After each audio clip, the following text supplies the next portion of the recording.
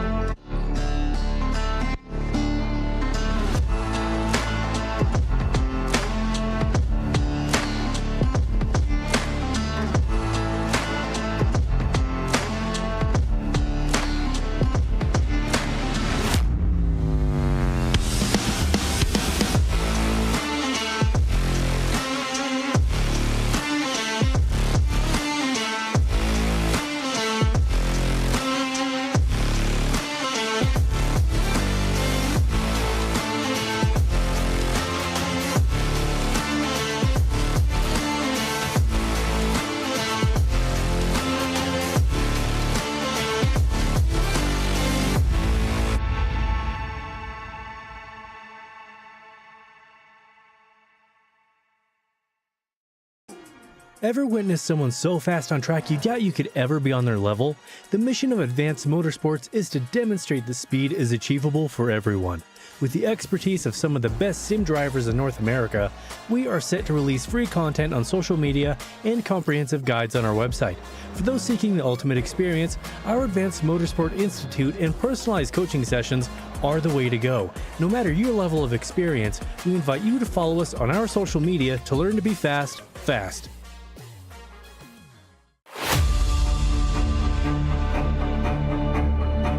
Ready to start another great race in the Precision Racing League. Green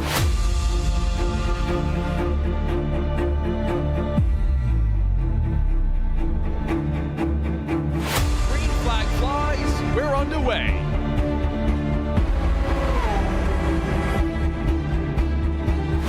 Side by side, door-to-door contact.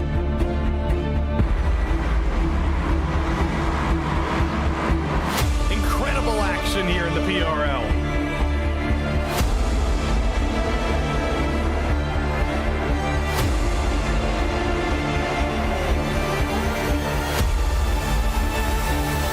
And they come together. After all the fighting, it ends in tears.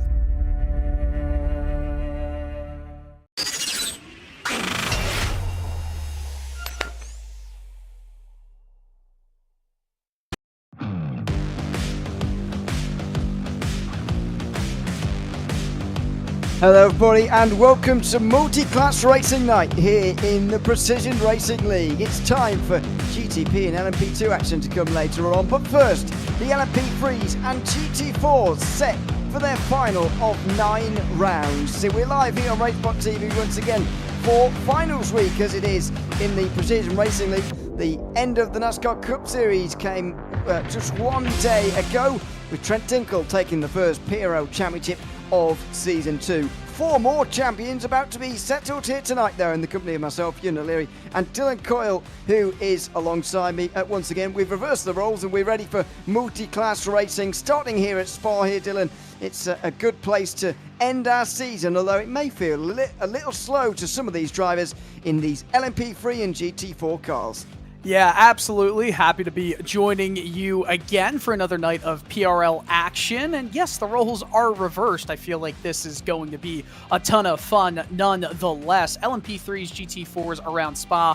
The schedule has taken us there, and we visited quite a fair bit of good racetracks. Barber, we started it off with. And I feel like for these cars, LMP3, GT4, you get some great racing at Barber, Zandvoort, Road Atlanta, such a beautiful track. And just continuing to go on some of the newer tracks on iRacing as well. Of course, we'll see one of the other newer ones later tonight.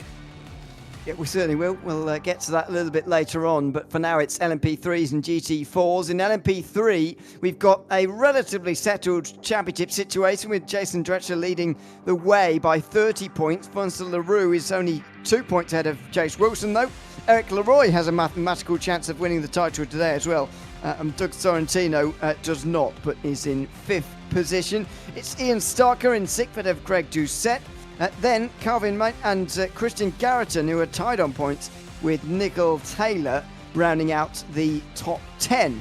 In the in the team standings, let's go for that first. In LMP3, we've got already champions, Grant's Garage in the 1st position. Rob Clark crew are in 2nd at Throttle Thursday. The other Rob Clark crew in 4th place, followed by Moradin's M Squad, and then the rest of the teams a bit further down in LMP3. What's certainly not settled, though, is the GT4 standings, and this is the best championship fight, in my opinion, we're going to have all night. Aidan Young is only 4 points ahead of Onu Genet here in the GT4 standings. Only 16 points back is Floyd Kerr. All 3 of them have a realistic chance of walking away with the title today. The next 3 have a mathematical chance too, although for Michael Terrafino, Willie Brennan and Ted Lowendick, the chances are very, very slim.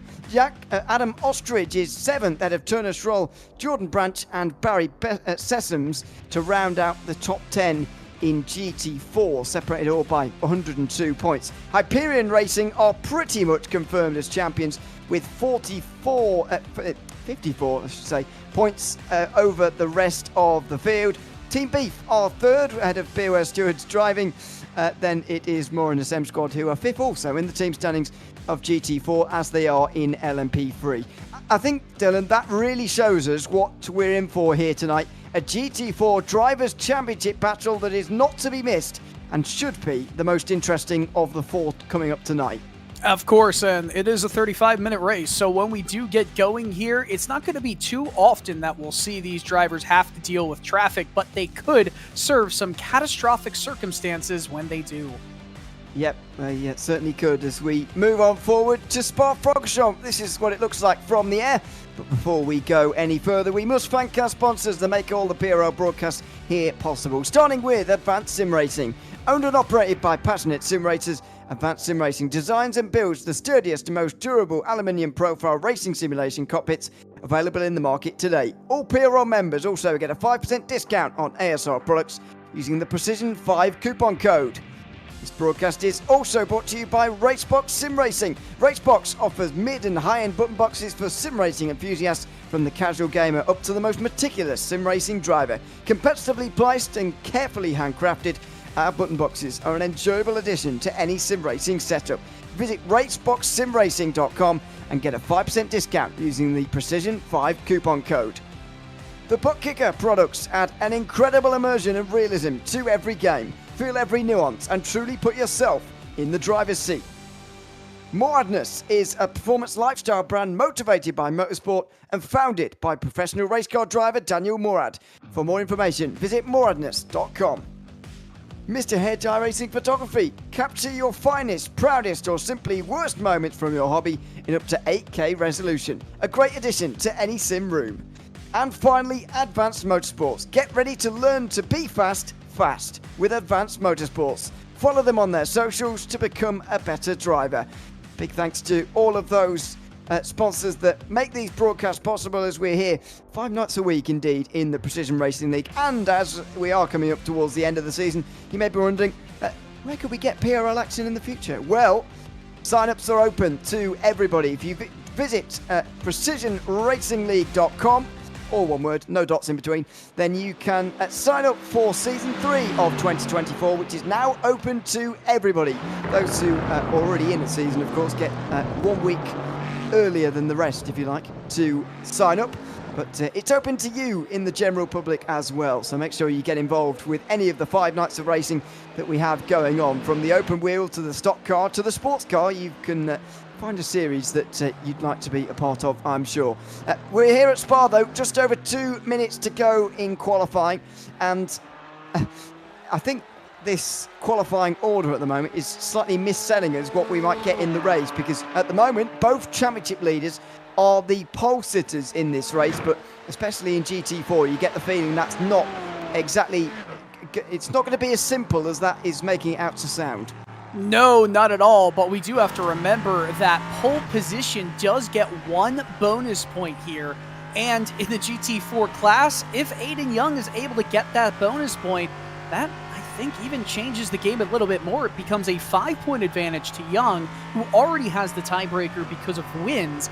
That would mean a 6-point swing would have to go into Janae's favor to get anywhere back in the first.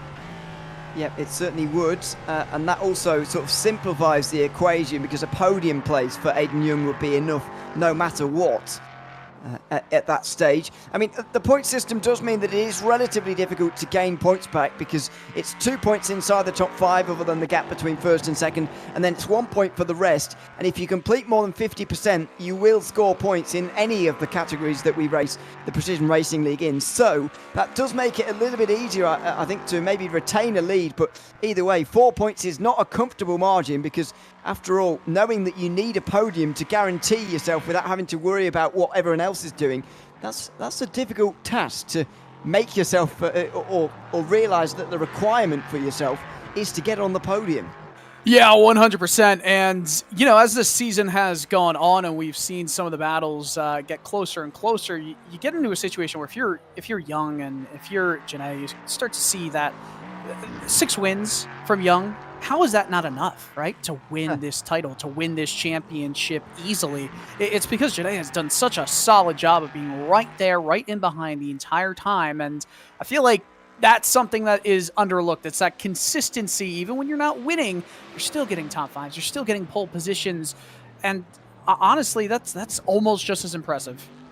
The drop week, by the way, has helped keep things even closer here, because otherwise the gap will be 11 points. Aiden Young's dropping a 52-point Which score. still isn't that much. Yeah, exactly. It's frankly amazing, but still, it's worth noting in such a tight battle.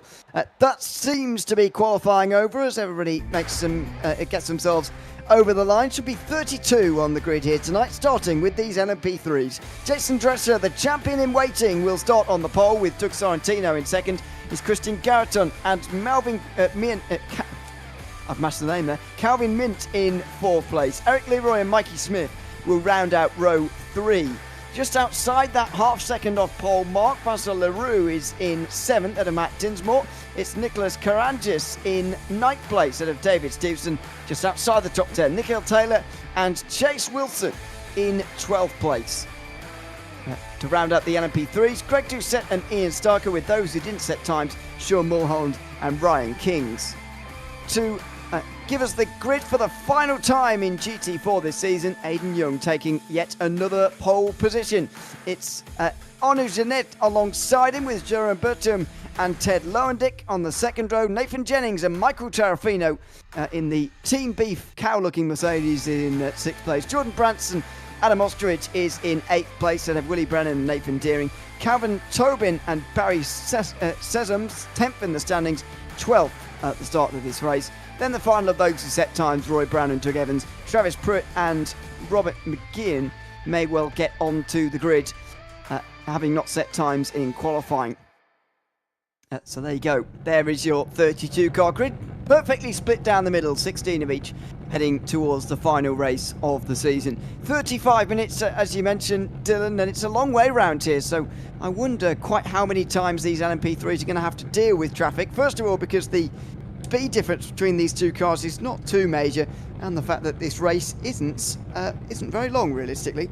Yeah, and you know, I could do the math there. It's predicted to be around 16 laps for these LMP3 machines, and at times that we were seeing of 2 minutes, 12 seconds, some of them, it could end up being with, I don't know, 14-second difference. You know, it could be twice in this race, but it's not going to be much more than that at all. No, I would say twice as well. I rounded it up to 15 and then said 9 15s can fit into 2 minutes 15. I've done a lot of rounding there, but you get the idea. Also, don't know what race pace these guys are going to have. The other thing as well is the pit stop, which does really split the field apart, and that does send people all over the place. So it will feel at a time like there is a lot of traffic going around, and so it will feel busy, despite the fact there's 32 cars on what is realistically a pretty long circuit. Into the final couple of corners then. the end of the final formation lap in the season as the final round of the LMP3 and GT4 challenge is set to get underway in the Ardennes Mountains. It's the champion in waiting, Jason Drescher, to get us underway and brings the field to green for 35 more minutes of the LMP3 and GT4 challenge. Down in towards turn 1, Jason Drescher takes the initiative, takes turn 1. Oh, they're already wrecking in GT4! And they are indeed already racing into the final chicane. Indeed, there's a spin back at the front of GT4. Oh man, it's gonna be in the 217, Jerome Berthome. Oh man, not even sure how that happened. Go through the bus stop, just getting up to speed, and just about to go through Rouge and Rédillon. Yep, it's up towards Le Combe for the LMP3s on the left-hand side of your screen, though Drescher still leads. It's Sorrentino in second. Calvin Mint has got into third place. Christian Garreton and Eric Leroy, who's into the top 5. They get themselves single filed out as it's a clean start for the prototypes. What about for the GT4s on the way through here? Aidan Young with a good start. Onu Junaid chasing him all the way. It's crazy how big this gap has already formed as they almost go 3 wide up into Le Combe, but they managed to go back to single file racing, going up the highest point of this track at Spa-Francorchamps, and then it all goes pretty downhill from here. It does, downhill through Pouhon, especially here, the double left-hander. And then into the chicane at Pif-Paf.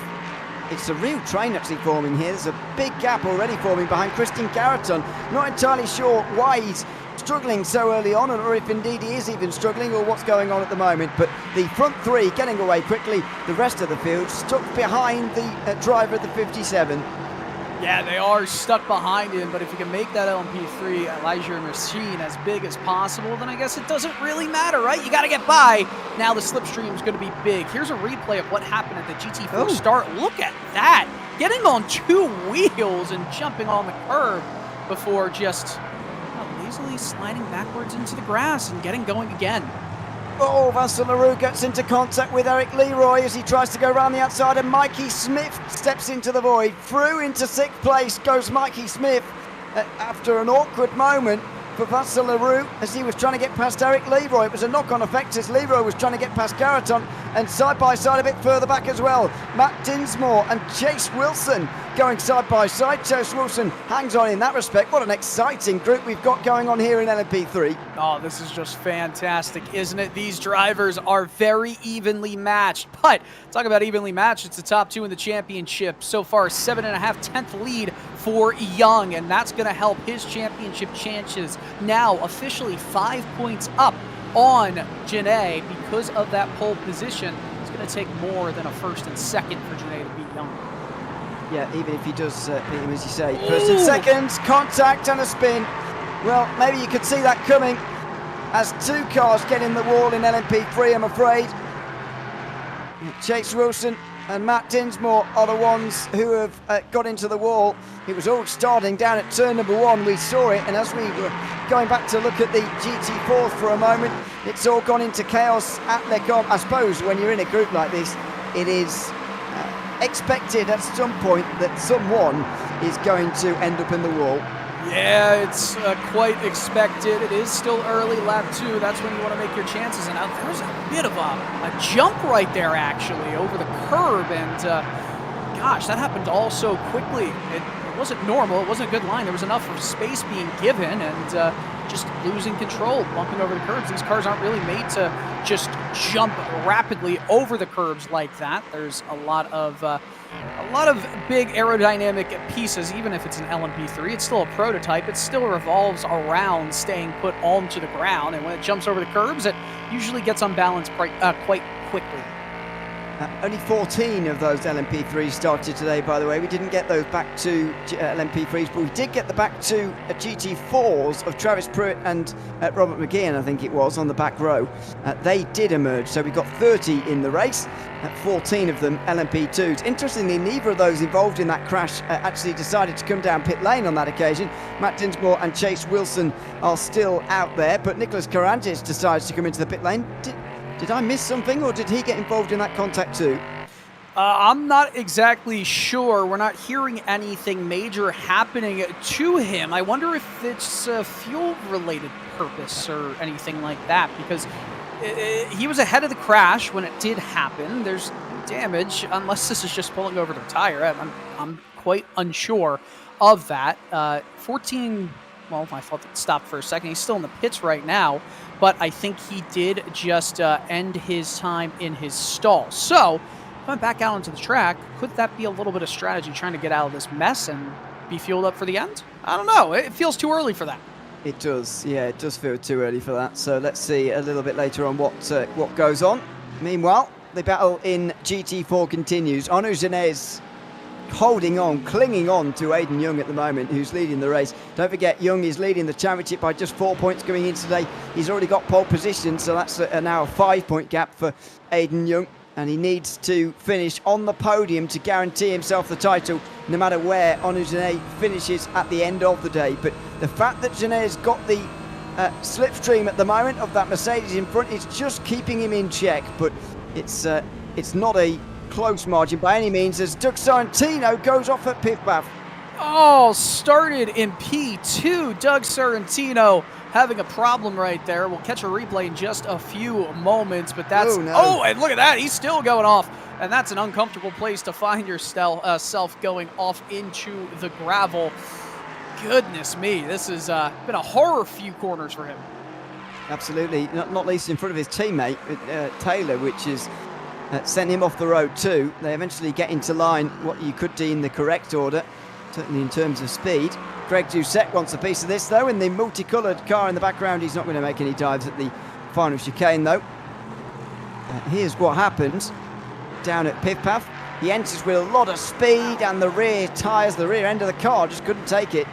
Yeah, he's relying a lot on that aero grip we were just talking about, but when you go past the limits of what is possible, you just end up overcooking it, and the tires and mechanical grip cannot help you there. And here it's just a little bit of, I think, nerves probably, right? You know you just messed up, you want to get back into a rhythm, you're almost overthinking things, and you go off into the gravel, you might lose a position there. And look at this, it's Doug Evans who has gone off in the Mercedes, and he is still trying to get that car in reverse back onto the track. He's currently down in 15th in class. That is unfortunate for Doug. There's a look at the recovery from the real world, if you like. And Pif-Paf already showing itself to be a pretty difficult corner to get right. Christian Garreton and Eric Leroy, by the way, were side by side a couple of moments ago and briefly exchanged places for third, but this is what happened further down in GT4. Very similar actually to the LMP3 spin that we just saw, just asking a bit too much of the rear of the car. Yeah, there's not much aero on a GT4 car, so that was completely just overcooking it into the corner, and in, I guess you could say, more standard terms, as this battle between Young and Janae has gotten a little bit closer over the last couple of laps. Was 7.5 tenths at the end of lap 1. Now it's under a half a second, and down the Kemmel Straight. This is going to be a slipstream affair.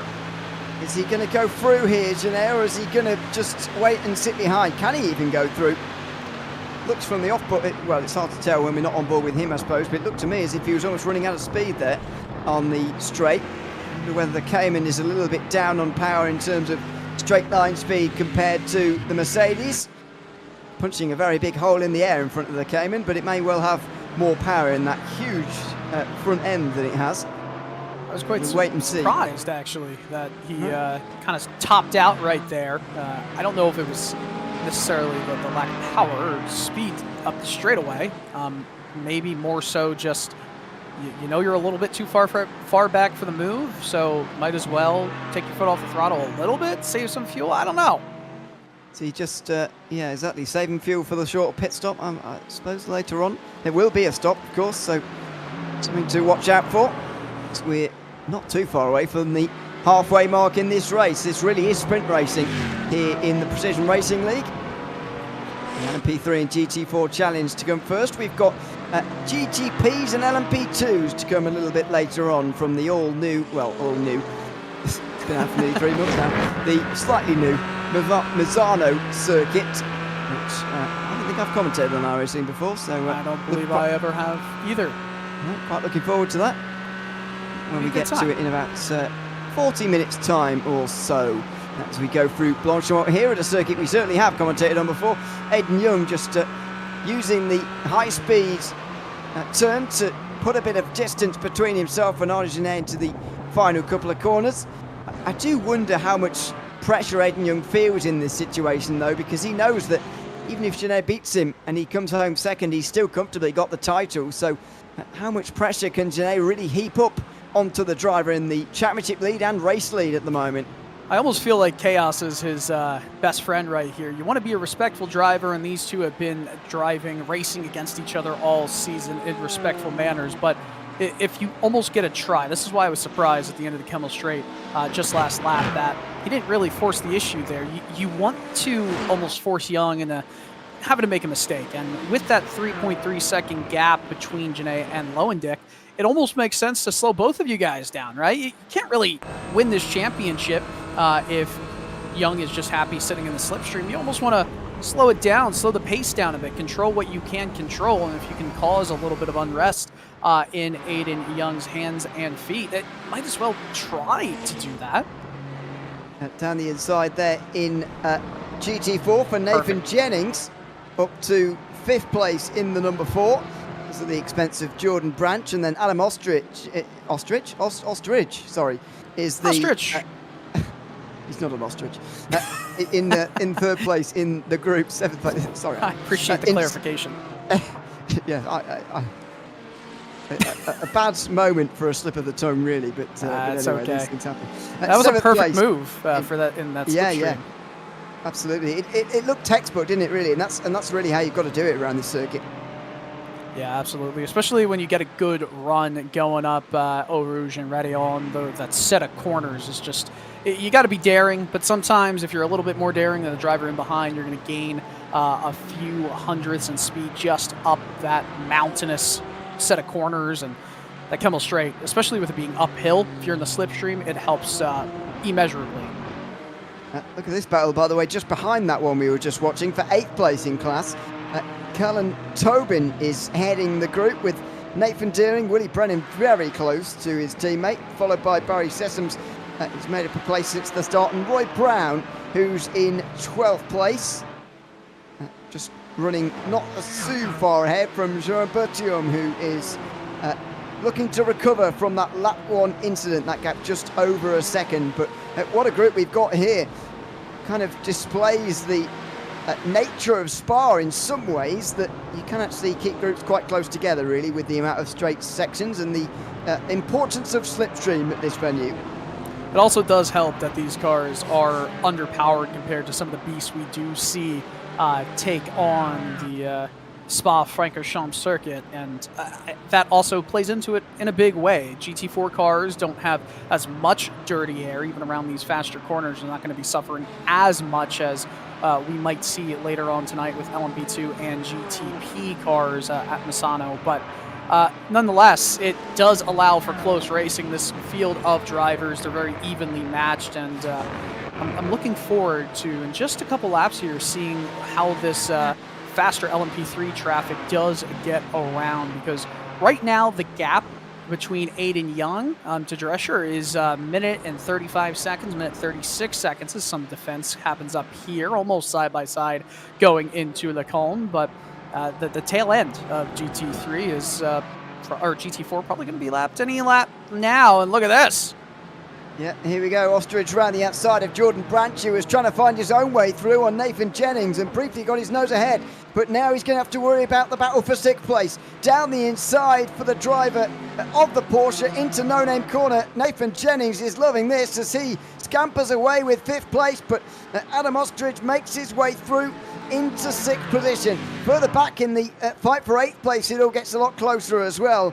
But that was a good pass in the end for Ostrich, taking advantage on what was going on ahead of him, as Jerome Bertium now announces his arrival with a move on Roy Brown. Man, that is some fantastic racing right here. We're talking all about how close these competitors are. And look at that move from Eric Leroy on Vincent Leroux. That was unbelievable determination. And I'll tell you this, you got to be assertive. When when you make a move here, you have to put yourself to full control, full send. If you don't commit, then, well, you're not going to make the move work. Absolutely, that was certainly commitment. Oh dear, and that's a mess. One of the LMP3s trying to go round the outside of a GT car through the pit-path chicane when the GT was expecting it to go down the inside. It was Christian Garreton doing the overtaking. Oh, no! And meanwhile, side by side as Mikey Smith takes 6th place. The race has really begun. We're into traffic for the first time. First time that these LMP3 machines are seeing the GT4 traffic, and it's coming at some high-speed corners side by side. This is for the final spot on the podium. Leroy goes way off track to try and make the move. They come back on side by side into the bus stop. This is unbelievable. Leroy and Garreton through Blanchimont, half of them off the circuit. All sorts going on through there, and now there's contact. Vincent Leroux tried to go through on Christian Garreton, who's now lost his front clip. Unfortunately for the driver of the 57, his stern defence of that podium place has ended in contact, and now he's missing the front of his car. And still trying to defend from Mikey Smith going down the inside there at La Source. And, you know, I'm surprised that contact took off the front clip of that Ligier machine, because it did not look to be too heavy. I wonder if the performance is impacted that much. I mean, it has to, right? Yeah. You'd think so, but doesn't always. So we'll see here. Mikey Smith looking for a way through as he goes to the inside at Lecombe. Down the inside, and it's, well, I was going to say it should be a move, but Garreton hangs on. He comes back on the road and straight into the wall goes Mikey Smith. Yeah, well, that was naughty right there. Not from Smith. I will say, Garreton, he went way too deep into the first part of Lecombe, and then in his attempt to try and get back onto the racing line, he just kind of didn't give Mikey Smith any room. Well, this is the first replay in this jigsaw that we've got to put together here.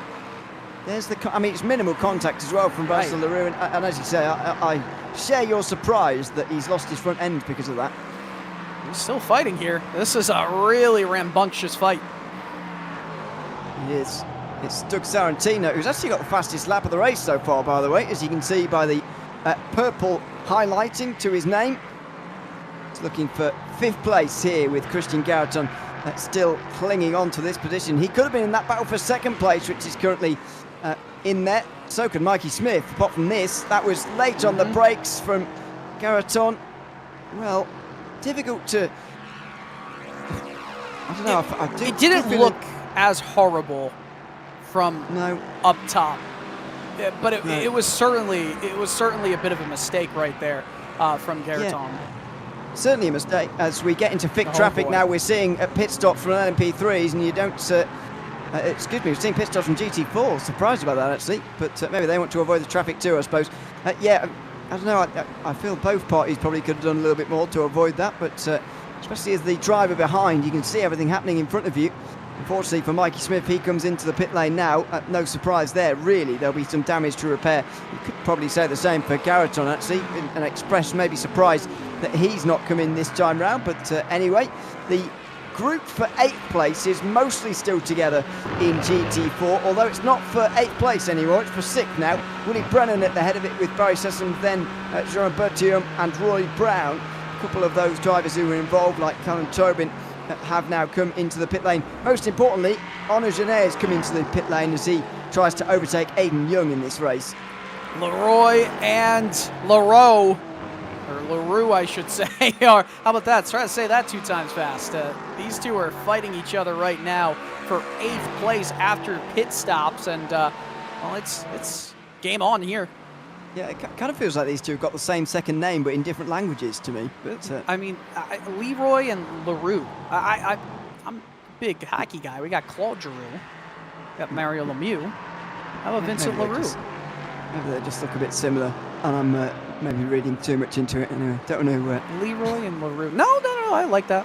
I like the thought process. That was synchronized. We'll go with it for now. This is the battle for 3rd place, by the way. The battle for the highest position in the GT4 field, actually. Nathan Jennings and Anna Mostridge, who have now left behind Jordan Branch a little bit. Just seemed that Ostrich might actually be the fastest of the 3 here, because Since getting through on Brandt, he's actually been able to distance the 007 BMW and catch Nathan Jennings here.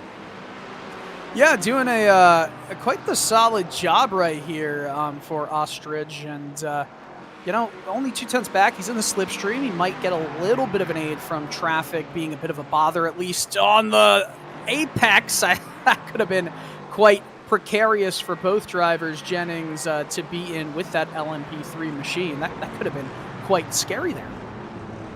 Into the pit lane for Aiden Young as well, as this battle, all three of them actually on their way in. But there is the Mercedes of Aiden Young. Where is Arnaud Genet, and will he get out ahead in this race for the title and the race win, of course, the final round of the LMP3 and GT4 Challenge in the Precision Racing League for Season 2 of 2024. There is Genet.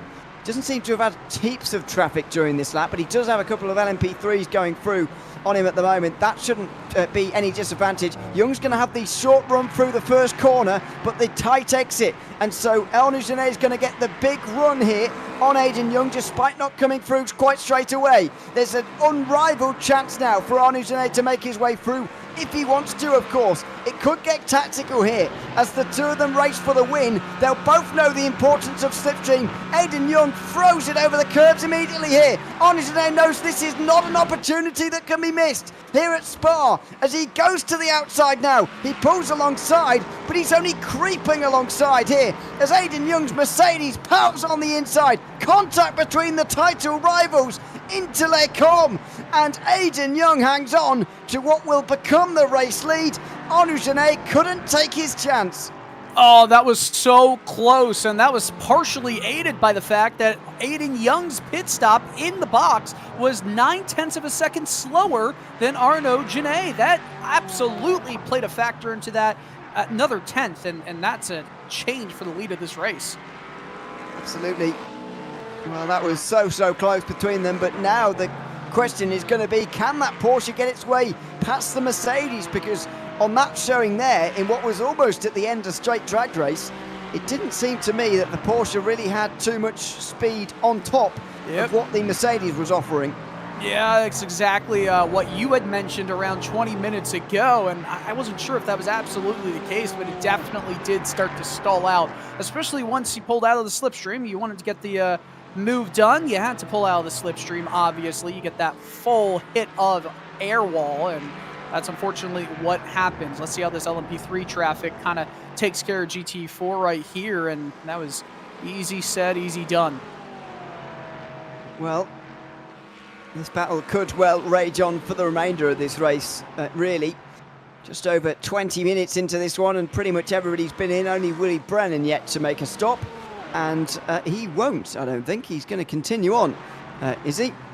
We'll wait and find out in a few moments' time. He's not too far ahead of these guys. He will come into the pit lane along with Ted Lowendick as well, who's already into the pit lane. Ted had a mathematical chance of winning today, but the fact that Aiden Young and Arnaud Genet have gotten to the 50% mark of this race means that they're going to be classified and get points, and so Ted's very slim chances are out of the window. Anyway, Lowendick's actually ahead of them. He's had a very short stop here, Ted Lowendick, 14.6. And so all of a sudden, he's in the lead of this race in the McLaren. Here goes Aiden Young to the inside into Eau Rouge on an impossibly tight line. There's contact as well. The title leader is putting himself currently in some dangerous positions, and now here comes Arnaud Genet on both of them, maybe inside of Aiden Young, now outside of Ted Lowendick, but the McLaren will be strong in a straight line, and so Aiden Young's going to come back at him again. Genet goes round the outside into Les Combes. It's going to give him the inside for the second part. Can he just shut Lowendick out for Malmedy? He's going to have to go round the outside, but he'll make it into the lead. Unbelievable, and an LMP3 car is coming right in behind, going to get involved into this battle as well. Young needs to stay in second to give himself a much better shot of winning this title. He does just that through the uphill portion of Spa, but going down the hill, he still has some fierce competitors in Ted Lowendick. Now, I've just had a look, by the way, at the fastest lap and where that's going to go at the moment. As Arnaud Genet goes off the road, it might not matter. Genet makes a mistake through Pouhon now. And Aiden Young is going to get to the outside on the way into pit path. If he can stay there, he'll have the inside for the second part. Side by side between the title rivals again. For a fleeting moment, Janae was in championship winning position as he's got the fastest lap of the day so far. A win for Janae and a third place for Young would give the 312 the title in a remarkable finale here at Spa. But with 10 minutes to go, Young's in championship winning position and we've got a race on for the win. If that is what happens, if Janae gets P1 and Young goes back to P3 with the fastest lap of the race being into Janae's favor, it would be a 1-point advantage for Janae for the title. Unbelievable. Side by side now into the chicane. Aiden Young round the outside and can't do it, can he? He's going to make his way back round again and Janae will hang on to the lead, but he's going to defend again. This is going to have to be a huge defence for the final 9.5 minutes, and Arnaud Janae is going to have to befriend Ted Lowendick as more as he ever has done in his life. Out through La Source now, the cutback for Aiden Young. Surely Arnaud Janae can't hang on from this. I mean, the biggest thing you've got to do if you are Arnaud Janae right now is make that car as wide as possible. Who cares about anything else? You've got 9 minutes away, not only separating you from a potential win in the championship. I mean, this would be his first win of the season as he doesn't get the best of run. But look at this, Ted Lowendick going around the left side of Aiden Young. They're going to be side by side down the Kemmel Straight.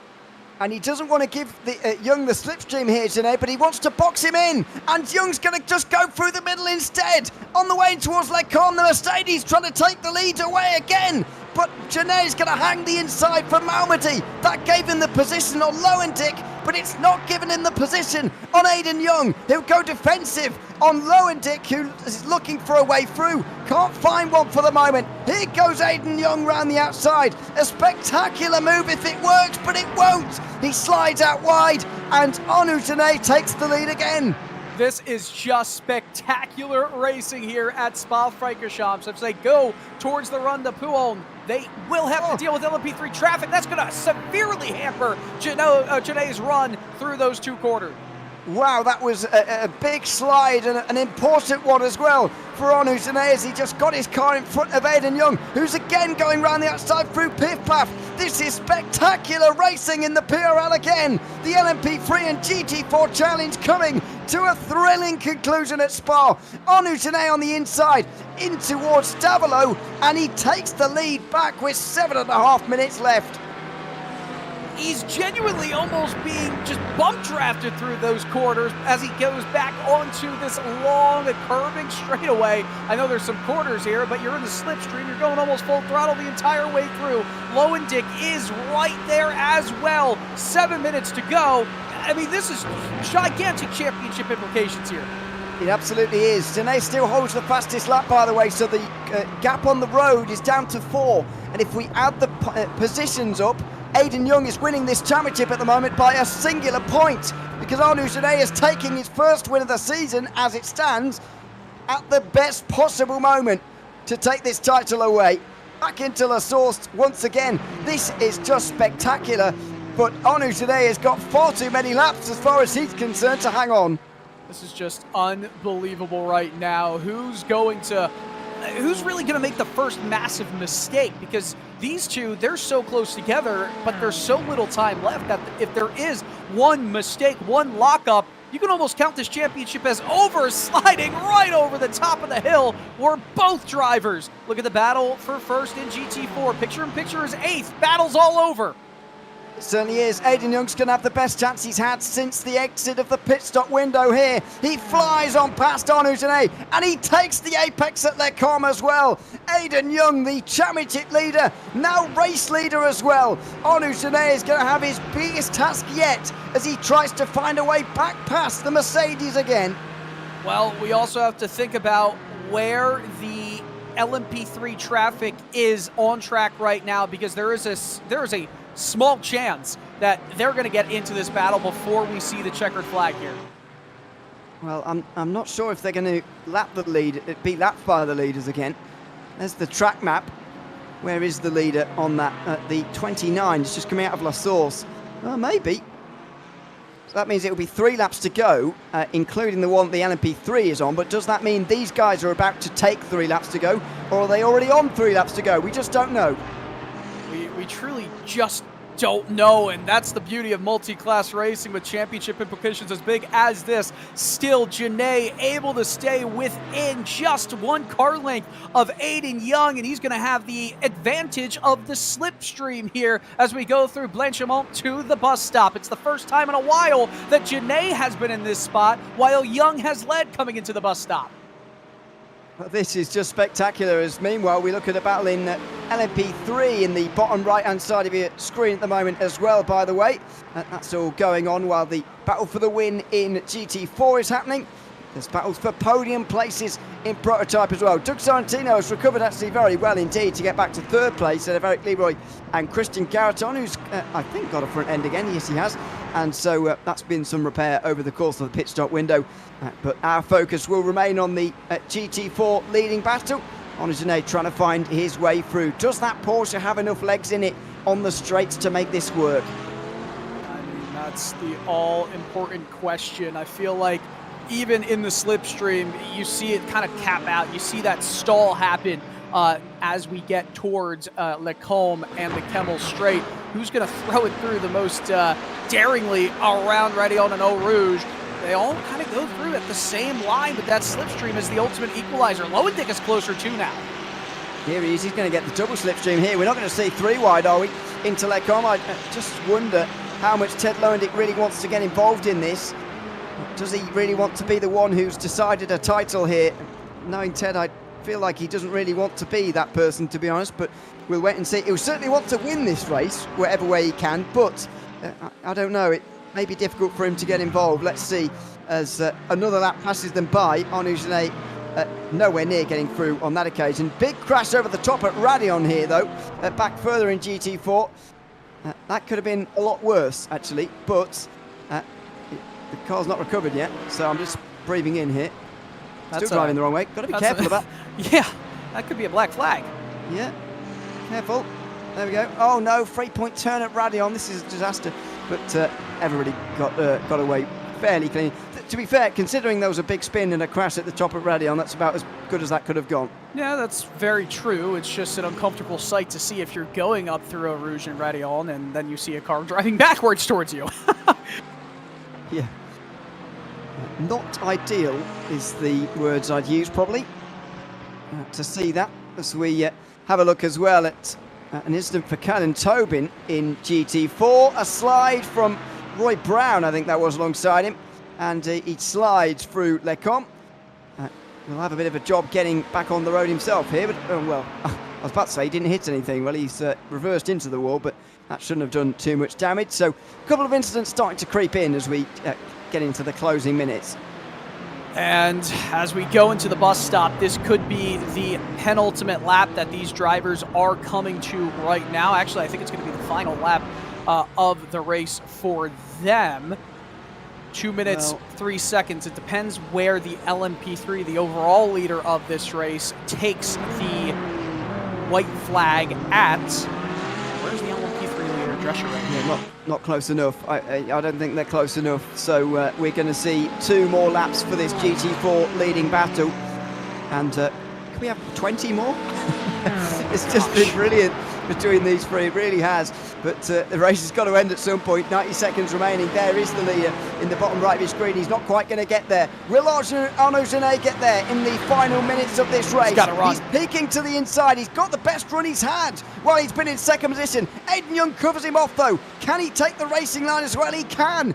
And that just shows you the power of that Mercedes, the brute force it's able to use on the way up the Kemmel Straight, and the task that Onizune has got in his hands to win this title.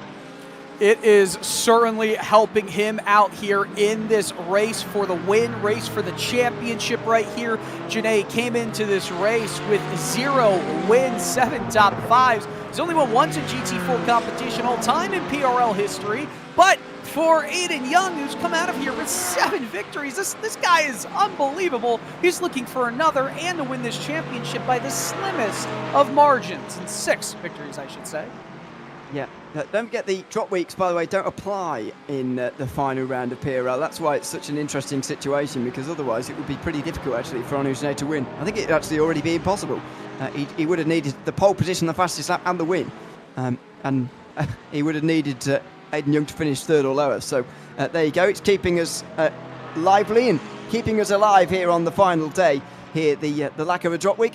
That would have also affected Jason Drescher, by the way, in LMP3, but he needed to retire in the first 50% of the race, to be honest, to lose that title. That's evidently not happened. He looks like he's on his way to another win as we go into the bus stop chicane for what is not going to be the final time, but is this going to be the scene on the final lap here? Janae trying to pass Young. Well, he's going to need a bit of a better blanchiment than that if he wants to make his way through, because he's too far back for a dive from there. Well, it's all or nothing now. We're coming to one lap to go for these drivers. Ted Lowendick went off into the pits. That's going to hand the championship over to Aiden Young almost. It's going to pretty much hand the title to Aiden Young, that's for sure. The battle for the race win may be all that's up now. Ted Lowendick did a 14.6 second stop that first time round, by the way. About 2 or 3 seconds quicker than anybody else. It's evident he was expecting to get lapped for a second time, and they have not. Meanwhile, Jason Drescher is going to cap off a wonderful season with a win at Spa, his 7th of the season, and a championship to go with it as well. Jason Drescher is the LMP3 champion in the PRL for Season 2 of 2024. Calvin Mint and Doug Sorrentino will join him on the podium, just beating out Eric Leroy at the end of the race. Meanwhile, in GT4, Onuzene is not making his way through on Aiden Young, at least to give himself a consolation win here on the final race. Oh man, it must be heartbreaking that Ted Lowendick went off for another pit stop. I mean, for Janae, that was his best friend in this scenario, best friend in this situation. Now it's just about pride. Now it's just about hoping that by some miracle there's a problem for Young. He's able to take over P1, Janae that is, and just things fall his way. But even if a swap of positions happened here, it's only going to get him within 1 point. And if Young didn't get the pole, he'd still win the title if they tied. Yep, absolutely. Such a remarkable situation that we've seen here today between these two great drivers. A fantastic battle that at the end looks like it's going to be limited to just a battle for the race win. We may well see it come down right to the final chicane, and that will be enjoyable to watch in itself, but it's not going to be the title for Onuzene. He's not going to complete a quite remarkable turnaround. It looks like it's going to be Aiden Young, barring an incident at this final chicane. Now, there is going to be a battle into the final bus stop chicane here, I would have thought, although Onuzene needs a much better blanchiment than he had 1 lap ago, where he really lost some speed. Here he goes to the inside. Aiden Young's not going to be fooled by that. He's going to have a much better run through as well. He's just been nailing these high-speed corners as Aiden Young. Can Janae dive down the inside at the very end here? One last hurrah in this GT4 season for him. He can't go for it at the first part. Young defended to the second as well. It's going to be the better exit for Onuzene, but by mere tenths of a second, Aiden Young's going to win at Spa, and he's going to win the GT4 title by the slimmest of margins. I mean, you can't ask for a better championship finale between two competitors for this title like that, and Young knows he's won the championship after an absolutely exciting, absolutely stupendous display of racecraft, of speed, and honestly, of extremely fair and hard driving. I appreciate seeing that kind of driving between two competitors who know one bit of contact gone wrong can end the championship in tears. 7 points the gap at the line, by the way, between the two of them. Aiden Young on the right side of it. 1 point for each win he's had this season, I suppose you could say. That's his 7th of the season. He'll send us out with a burnout as we complete the LMP3 and GT4 challenge for Season 2 of 2024. With a Jason Drescher win, in the end it was only 3.5 seconds, but the champion sealed it with his 7th. It's Calvin Mint in second, along with Doug Sorrentino, who just beat Eric Leroy to the line there. Christian Garaton finished in 5th place ahead of Vincent Leroux, who eventually finished behind the driver, whose front clip they took off. Nikhil Taylor finishes in 7th place ahead of Greg Doucette, Ian Starker, and Matt Dinsmore in 10th position. 11th was David Stewson with Chase Wilson next and Nicholas Carangis, the first to pit, finished down in 13th at the last on the lead lap. Mikey Smith finished 6 laps down. Sean Mulholland and Ryan Kings never took the start of the race. In GT4, we saw a quite wonderful battle in the lead of the race. Aidan Young wins by a quarter of a second ahead of Arnaud Genet, with Michael Terrafino joining them on the podium. Nathan Jennings was 4th. Ted Lowendick needed a late stop and so finished 5th. Willie Brennan and Nathan Deering finished 6th and 7th in their 2 Porsches. Jordan Brandt and Roy Brown were the final ones on the lead lap, as Barry Sessoms got lapped right at the end by the leader to finish where he started, as did Jerome Bertium, who had issues on that first lap. Cullen Turbin, Adam Ostrich, Travis Pruitt and Robert McGeehan in the top 15. Doug Evans finished 6 laps down. Well, where do we start with that? A fantastic battle in GT4. Our main focus, it gives us a bit of a chance to speak to Jason Drescher, because we didn't see very much of him throughout that race. Congratulations, Jason, on another race win and the title win as well. How was the race here at Spa on a long circuit where lap traffic was not a feature all of the time? Is that what it felt like in the car? Yeah, thanks first off. Appreciate that. And yeah, the race actually was a little difficult because I was running a high downforce setup, and I feel like a few of the guys behind me were running low downforce, so I was pretty worried about the first lap on the straightaway, but managed to keep the lead, and yeah, didn't look back, and managed the tires even though they were kind of going off at the end, but had a great race. Yeah, certainly. I mean, how has the season been for you as a whole? Very successful, of course, on the surface, but what's it been like to drive in?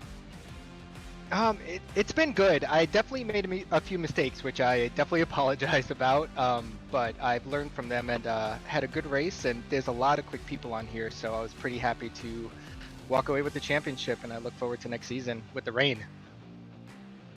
Oh yeah, there's a bit of a rumor to think about maybe over the course of the off-season. Congratulations though, Jason, on a championship win and a race win tonight, of course, and thanks for coming to chat to us as well. Of course. Thank you guys. I appreciate it all season. Thanks very much, Jason Drescher there, the title winner in LMP3 and the race winner here at Spa as well. Kelvin Mint finished in 2nd place in LMP3, and he joins us now as well. Welcome in, Kelvin. Good to have you with us. Just 2.5 seconds between you and 3rd place in the end. What was quite a lively battle, actually, behind the actual leader. How was the race overall for you being involved in that group? It was fun. I think this is the first time I've been in finished in the podium. And, you know, it's been a learning curve this season. It's the first full season I'm doing LMP3. And, you know, I just want to thank my teammates, Mikey, Doug, Nikhil, of course, you know, Rob Clark, our coach, and also, what's his name? Oh, crap. I forget his name. Anyway, but it's been a fun season. Thank you so much. No, it's been great to have you on the schedule. What are you going to be coming back next season? What are you hoping for? Yes, there's a whole bunch of us sign up for next season as well, so I'm looking forward to it. It's been a lot of fun. Absolutely, we look forward to seeing you next season as well. Kevin, congratulations on the podium to round up the season tonight, and thanks for chatting to us as well. Thank you so much. Thanks very much, Calvin Mint there, the 2nd placed driver of tonight, just ahead in the end of Doug Sorrentino, who takes a podium as well.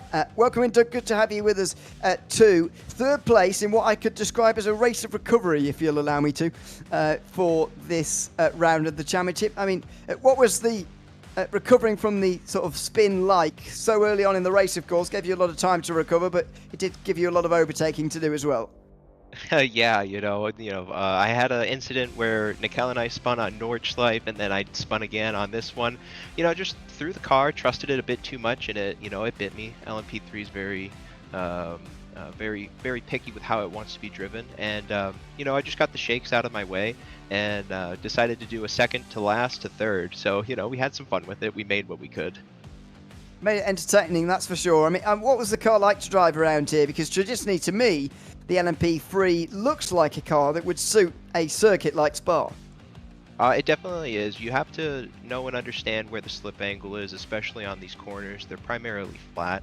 they're very elusive where you want to trust the body roll, but just as too much body rotation, you know, you're going to throw your tires out, overheat them, and just spin around, you know, like I did clearly, right? But you know, it's a really good challenge, and with the setup here, it made it a lot more lively and more enticing to go faster and faster.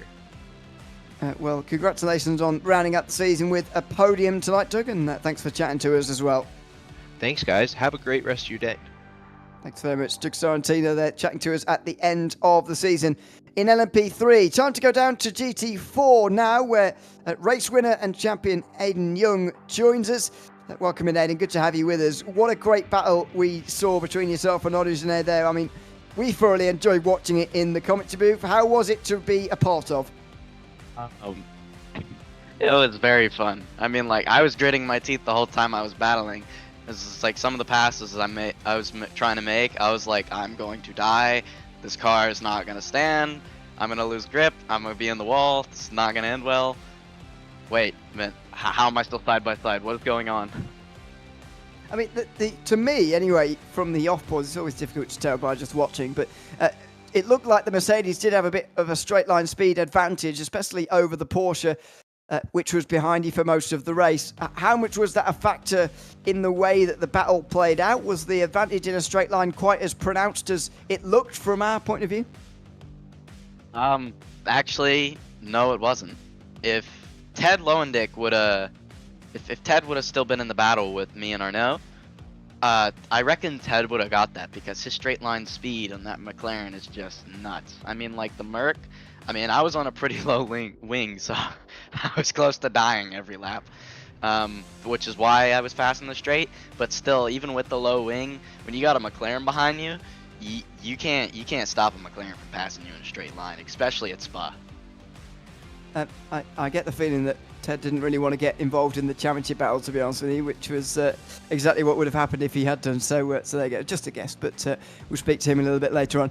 For now, though, congratulations, Aidan, on yet another race win, and I guess slightly more importantly, the title as well. So thanks for chatting to us, and once again, congratulations. Thank you.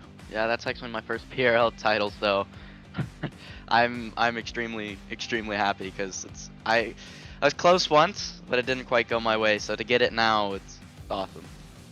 Well, congratulations. Enjoy your celebrations if you're going to have any. Don't know what the plans are, but there you go. Congratulations, and enjoy the win. Thank you, I will.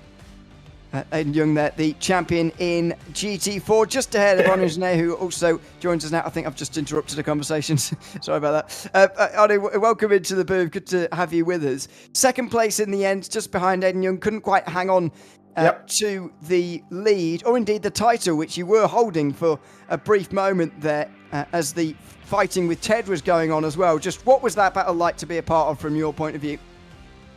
Well, that was really a roller coaster of of emotions. In the early stage of the race, I noticed I could make some moves on Hayden. I had a better Eau Rouge, I think, but up the hill, I don't know if it was down to the setup or the Mercedes having a bit more lower torque, but in the end, I had pretty much nothing on Hayden, so I was betting on the pit cycle and the lap traffic.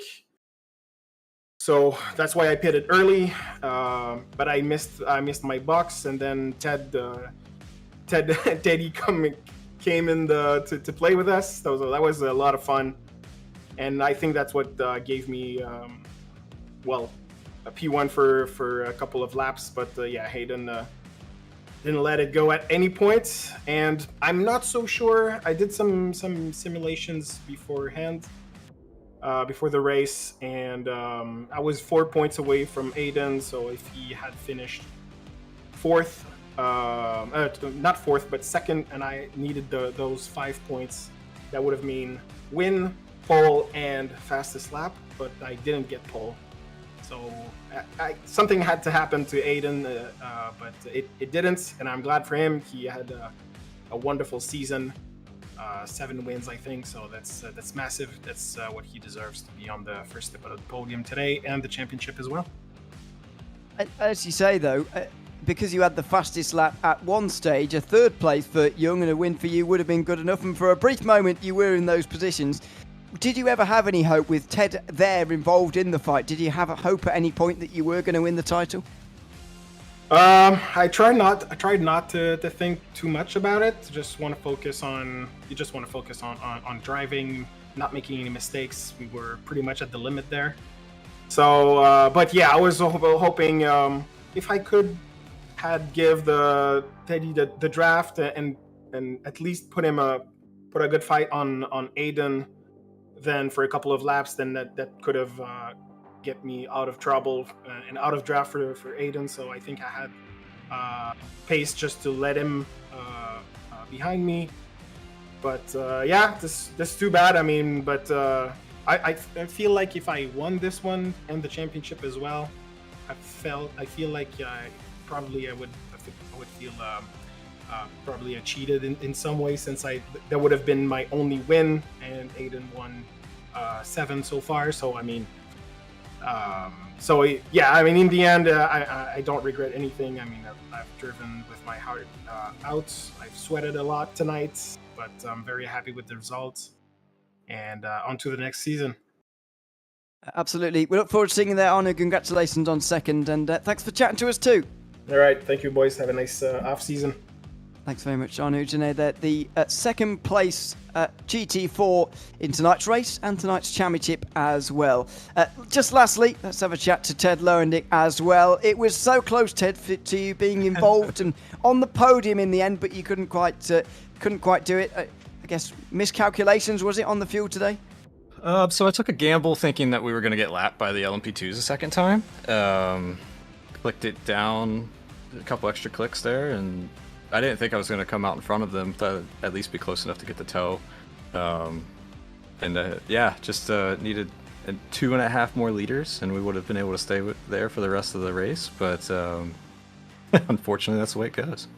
Absolutely. I mean, even if you were to stay there, would you have got involved knowing that the two ahead of you were fighting for a championship? I sort of had visions of you not getting involved anyway, because I had visions of you not wanting to interrupt them, if you see what I mean, in their championship fight. Would that have been the case, or would you have gone for the win? So I didn't know the standings, to be honest with you. I knew Aiden was leading. I didn't know Arnaud was fighting him for that. And when we went into Eau Rouge coming out of the pits, I thought Aiden was going to send it down the inside, and I wasn't going to lift because I thought he had more, the work going for him. So I thought he would lift and wait. But it ended up being a good show for you guys for those 3 or 4 laps that we were together. So it ended up working out. I only lost 2 spots having to make that second pit stop. So the gamble didn't pay off, but yeah, it was a lot of fun at least there for a few laps. It was a lot of fun to watch as well. Congratulations, Ted, on a successful evening in that respect, and in the end, a 5th position. And we look forward to seeing you again soon. Awesome. Thanks, guys. Thanks very much, Ted Lowendick there in 5th place tonight in GT4. So thanks very much to everyone who's come in to have a chat here tonight. And that is pretty much it as far as the LMP3 and GT4 challenge goes for Season 2 of 2024 here in the Precision Racing League. Now it's time to step up the pace ever so slightly and go to GTP and LMP2. Time for Misano here, Dylan. A different change of pace from Spa for sure, but an upping of the pace with the slightly more sophisticated prototypes. Yes, and I'm very excited. We're going to have both of the main prototypes used around International Endurance Racing Series in GTP and LMP2. Of course, we've gone all the way here to Misano World Circuit just a little bit ago. We've had a few races. Actually, 4 of the 9 races have been on American tracks for Atlanta, Long Beach, Laguna Seca, and Indianapolis. So all very distinctly different racetracks, at least in the States. But overall, we've got some awesome circuits we've gone to. As we see the championship standings, yeah, there's no battling right here that will happen for P1. However, there are multiple podium spots up for battle, and honestly, there's 6 drivers that can fit into 2 and second and third. Yeah, Sean Campbell is the champion, even with the trot weeks not counting on this final day of the season. It doesn't matter. The battle, as you say, will be for second between Nathan Ray, Bradley Holly, Kwoknin, Pat Pelchat, Jeff Evans and Nicholas Schwartz, all of whom are separated by just 21 points as they fight for the podium places of the standings. Nikos Sanitakis is in 8th place ahead of Diane Roy and Boris Angel Avando, who had 3 no-point scores to start the season but has still got into the top 10. The GTP team standings are settled by Waterback Racing back row, who are ahead of Vaporworks Sim Sports, Precision Racing Esports Silver, Race Clutch and Precision Racing Esports Blue in the top 5 of the GTP team standings. In LMP2, I'm afraid to say it is a bit closer at the front, but not totally close. It's Jack Hedgecock who should be the champion at the end of tonight, ahead of Alex Caruso and Alex Crow. Rob Campbell and Caleb Learmon round up the top 5, with Andrew Wood, the final driver, to have more than 300 points. Chip Malkules is in 7th ahead of Luke Wallace, Craig Bray and Joshua Chinsky in LMP2. And then in the team standings for LMP2, we've got Going Racing Sapphire leading the way, and with 50 points of an advantage should have enough to take the title. Just 20 points between Hyperion and STE LMP2, and then the gaps get a lot larger down the field. Lunatic Skylands Racing, Going Racing Ruby, etc., to round out the top 5 there in LMP2. So that's pretty much where we stand. The discussion more for this one, Dylan, is the inexperience that everyone's got at the Misano circuit. Zach Kerr coming into the Discord to say that he bought the circuit about 5 minutes before practice started, and it's slightly harder than he expected it to be. That's fair enough. And Jeff Evans saying that new track in a holiday weekend where there's, as you might expect, less opportunity to practice is a bit of a deathly combination, and so today's race might be one of survival for everyone who's here. You know, funnily enough, our producer, Dustin Hollis, said the same thing, that he had to get this circuit just 5 minutes before jumping into the broadcast. But, you know, we're not going to air his dirty laundry any more than that. Love you, Dustin. It's fun, though. This circuit is definitely different than what we've seen from Spa. Obviously, producer telling me some fighting words in this chat. Not as much elevation change, really no elevation change here at Misano, but it does not mean it lacks good racing. It's one of those circuits that it feels like you just can plop anywhere in the world and it's going to give you some good racing. It's a unique layout. Look at that. Good angle to kind of see some of the elevation change, not much. So, but some of these corners, they're technical. This is a technical corner here, and there's a lot of hairpins, a lot of long straightaways, and I quite enjoy that in any type of racing, but I'm excited to see the GTP and LMP2 machines battle it out here. Yeah, as they will be doing for the first time. So let's see how they go racing on here. Starting with the grid, Sean Campbell, unsurprisingly, taking the pole position by a whopping 0.8 of a second. Nathan Ray alongside with Pat Pelcher and Kwoknin on row 2. Costin Quint and Nicholas Schwartz round out the 3rd row, 1.3 seconds back already. Bradley Holly is next to Nikos Sanidakis. Then it's Jeff Evans, who said that this was a bit of a deathly combination. Well, he is down at the back. In the LMP2s, it's Alex Caruso, who shortens the championship margin to just 22 points to Jack Hedgecock, who's alongside. Caleb Learmon and Zach Kerr are on the next row, with Alex Crow and Luke Wallace on the 3rd row. Top 5, very close together indeed, within 4/10 of each other in qualifying. Jeremy Carter 7th ahead of Joshua Chinsky, with Rob Campbell and Chip Michaels rounding out the top 10. John Krause and Tyler Pierre Richards rounding out the top 12, with Josh Goin, the final driver on the grid. So not too many over 20, but that's to be expected here at Misano. A slightly longer race as we go racing here in the GTP and LMP2 Challenge, and it's a full formation lap for us here tonight as well. Dominance in qualifying for Sean Campbell, but a close-ened championship margin in LMP2. 22 points between Alex Caruso and Jack Hedgecock. Unfortunately for Caruso, he does need a bit of a miracle.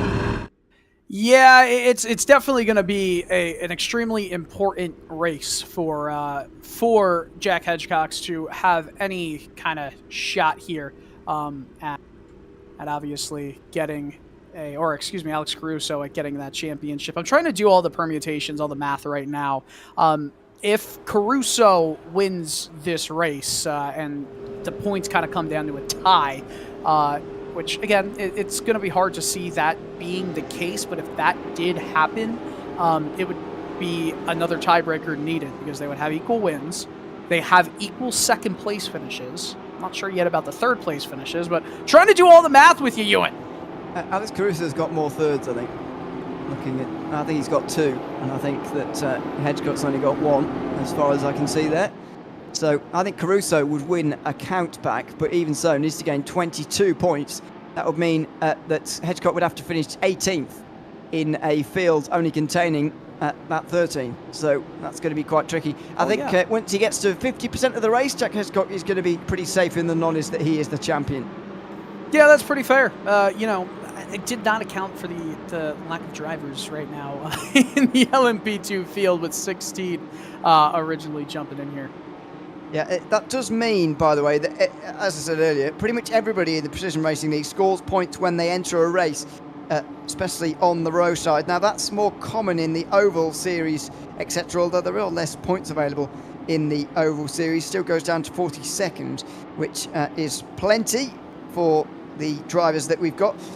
The 50 drivers that would get points in the Road Series, should we get a series so big, is more than enough for everybody here, but there's often a couple of classes in PRL Road competition, especially when it comes to the sports cars, like the LMP3s and GT4s saw earlier. This series we've got GT3s coming up as well, or we often have GT3s coming up, so not anymore, but next season we'll have GT3s. They split into 2 classes, Pro and Am, so it does mean that everybody scores points. Makes the actual positions that you finish in pretty important, but not even making the drop weeks exempt for round 9 can keep the title alive this time around. So it's going to be a bit of an exhibition race for these 2 classes, really. See who can win that one last final race and the first race at Misano for this series. It's still all about trying to win a race, right? It's stat padding sometimes at the end of the day, and there are still positions yet to be known, yet to be accounted for on the championship podium. So excited to see how that all bends out to be. We are just coming down in towards turn 14 at the moment, a few corners away from getting the green flag. A double left to end out the lap. They're going to be supremely fast in these cars, by the way. Can't wait to see some of the onboards and some of the racing from around here, because this circuit is quite quick. Not seen prototypes race around here very often, so you can just imagine what we're going to be seeing here tonight. The pace car pulls in, and Sean Campbell will be in control of the field in his familiar race clutch red and black. He will bring us to the green for the final time in Season 2 of 2024. The GTP and LMP2 Challenge is back underway with Sean Campbell diving into turn 1 and diving wide. Is one of the Acuras on the way towards turn number 1. A little bit of a messy start, but they all make it through by pointing the right way as the LMP2s get into the first couple of corners for the first time as well. All of the Delaras make their way through the first chicane cleanly as well. Well, that is quite interesting how that race started out, but it's not too bad with the runoff area in the beginning, as there's a big collision. 3 cars involved in LMP2, and I think 2 of them got much more worse off. It was Russo, one of them. Yeah, it looks like it. The pole sitter. Oh, no. Pulling over to the side and into pit lane. So a disastrous start in LMP2, I'm afraid. Much cleaner one in GTP, actually, as the field was broken up a little bit there. We actually saw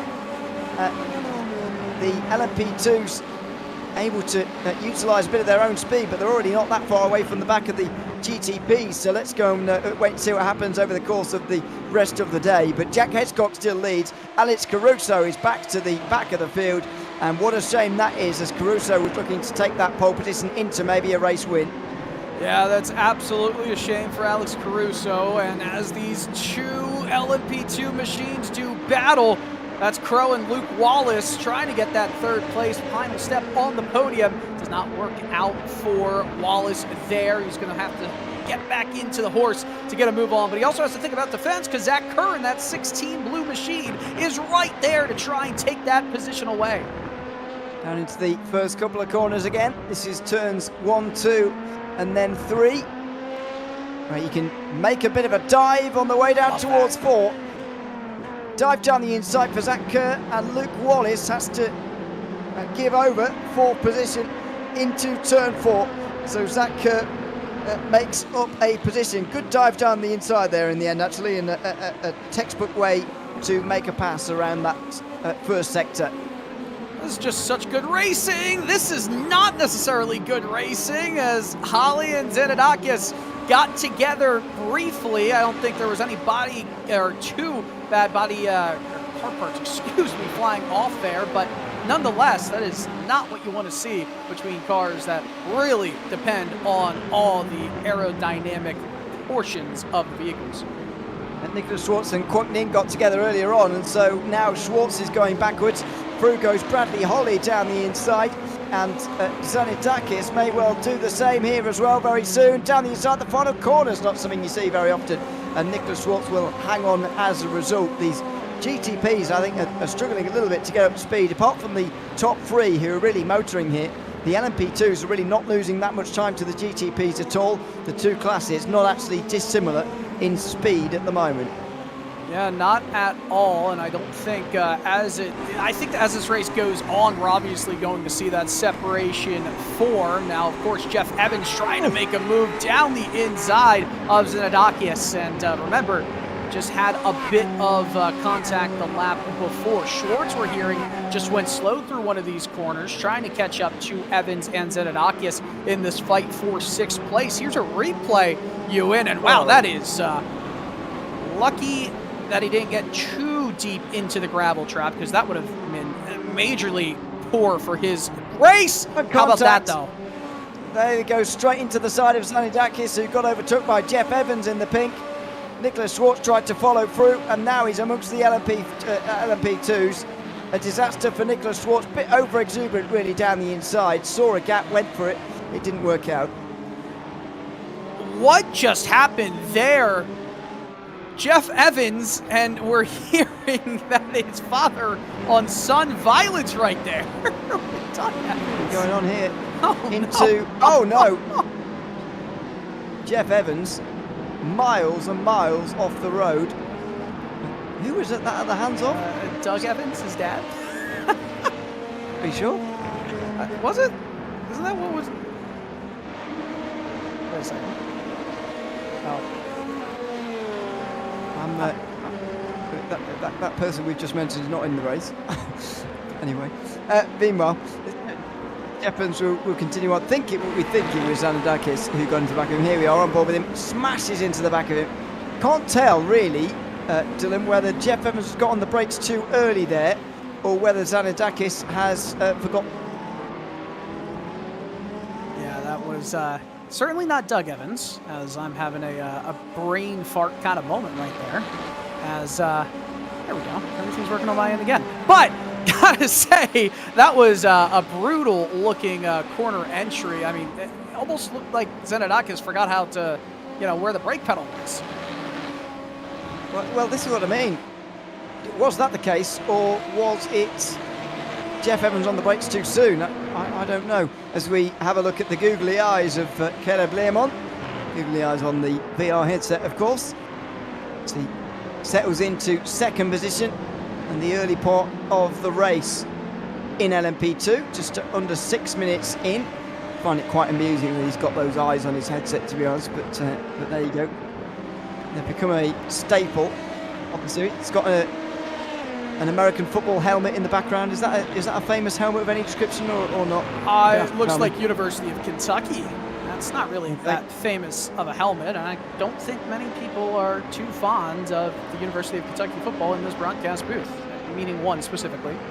Yeah, Dylan Norris doesn't like Kentucky. I don't know why. I don't like Ohio State, but that's for another story. Who was it the other day who was all decked out in Ohio? Was that with you? It might have been. I do know that there's a few drivers that are Ohio State fans. Ohio everywhere on the broadcast we were doing the other day. I can't remember who it was now, but I'm sure you enjoyed that. Meanwhile, Nathan Ray and Pat Pelchat go into the final couple of corners here at quite startling speed, really, through turn 11, 12, 13, and then finally hitting the brakes for turn 14. Kind of a part of the circuit where I feel like these cars really do come alive, especially the final corner as well. Medium speed, really, but the downforce really helping these cars stay planted to the road. Yeah, and there are some pretty fast, flowy corners here. They don't last for too long as they go through 1, 2, and 3, this complex right here. After this right-hander, we saw some dives in the first couple laps of this race. They've all spread out just a little bit, but in this battle for second place in this race, there's going to be a massive slipstream if Pelchat is able to get a good run out of turn 6. Did not get that run come to the hairpin. Certainly didn't. It's always the advantage of the leading car, really, to take the initiative and get the exit required. At the moment, Nathan Ray has done that pretty well. So we go back to 5th place in LMP2. This is probably the biggest group we have out there on the circuit. Luke Wallace leading Jeremy Carter, Rob Campbell, Joshua Chinsky, Chip Michaels. A bit further back is Tyler Pierre Richards, John Krause, Nicholas Schwartz is here as a GTP, as well as Josh Goen, as well as Jeff Evans, who's a GTP as well. It's all very busy at this point in the circuit. Yeah, just a little bit, and it's not like it's not like Misano is the biggest circuit in the world either. I mean, these cars are probably going to come against each other in LMP2 and GTP quite a bit as this race goes on. It's only around 2.5 miles long. Yeah, it's a decent length of circuit, although 4 lap kilometers. time's pretty low. Did the On math. the brakes for Luke Wallace. Sorry, you were saying something? No, I was just saying I did the math. Okay. I didn't know if 2.5 miles was something that worked for you, Ewan. 4 kilometers, is it? Yeah, something like that. That's normally how it works. By the way, did you see, this is off topic, by the way, the Coke 600 was shortened yesterday, of course, but it was actually 600 kilometers. Yes, I saw that. 600 kilometers, the Coca-Cola 600 kilometer race. And, you know, it's funny, in Phoenix Raceway, the way they do the naming convention there, it's usually a NASCAR race. It's always the mileage of the race is the end of the race name. Well, at Phoenix, they do it in kilometers. So it's always something 600, which is always fun. Because it's just about a mile circuit, so 312 laps wouldn't make any sense at all for correct. Even for a 300-mile race, actually. I don't even think that lines up either. So there you go. It's not quite 300 miles. It's not quite a mile. It's just over. So you'd need just under 300 laps for 300 miles. Anyway, we're so off topic. It's this is a great race too. I must say. Look at all these cars. Look at all of these battlers in the LMP2 class on the Dallara P217 cars. This was one of the newest. It's funny how all the GTP cars, as this battle for second really heats up. Almost got the over-under there through this set of corners. Might make a late dive. Oof. Look down the inside, but no way through for Pat Pelchat as he tries to take second away from Nathan Ray, who again is getting the exits as and where it's required through turn 6. That's turn 7, by the way, that very small bend in the road for whatever reason. Then down into turn 8, but the better line this time for Pelchat, who's going to get the dive down the inside for turns 9 and 10. It really opens up to the inside line here, and Pat Pelchat uses that late on the brakes, relatively so, and just about 10 minutes into this race, he's worked his way through to second. He's definitely done a solid job of getting into second. This battle is not over, though, as they go through this right-handed kink. Still, the speeds are high. The dirty air is really going to be affecting Ray just a bit. Slows it down. It's all mechanical grip through this slower right-handed corner. But they do have some technical parts coming up. They certainly do. Into the final corners now. And Pat Pelchat is going to be through and getting away pretty quickly here, which may put the end to GTP battling just for the moment. Luckily for us, plenty still going on in LMP2 as well as we approach the 1/3 mark in this race. 1.2 seconds is the gap that Jack Hedgecock has got at the front of that field. Caleb Learmon's still second, although he's got Alex Crowe and Zach Kerr not far behind. And then in the battle for 5th place, Luke Wallace is only just ahead of pretty much the rest of the field, including some of the recovering GTPs who are down the field from earlier on. So plenty going on here. There's probably the closest gap because it's Nicholas Schwartz trying to work his way through.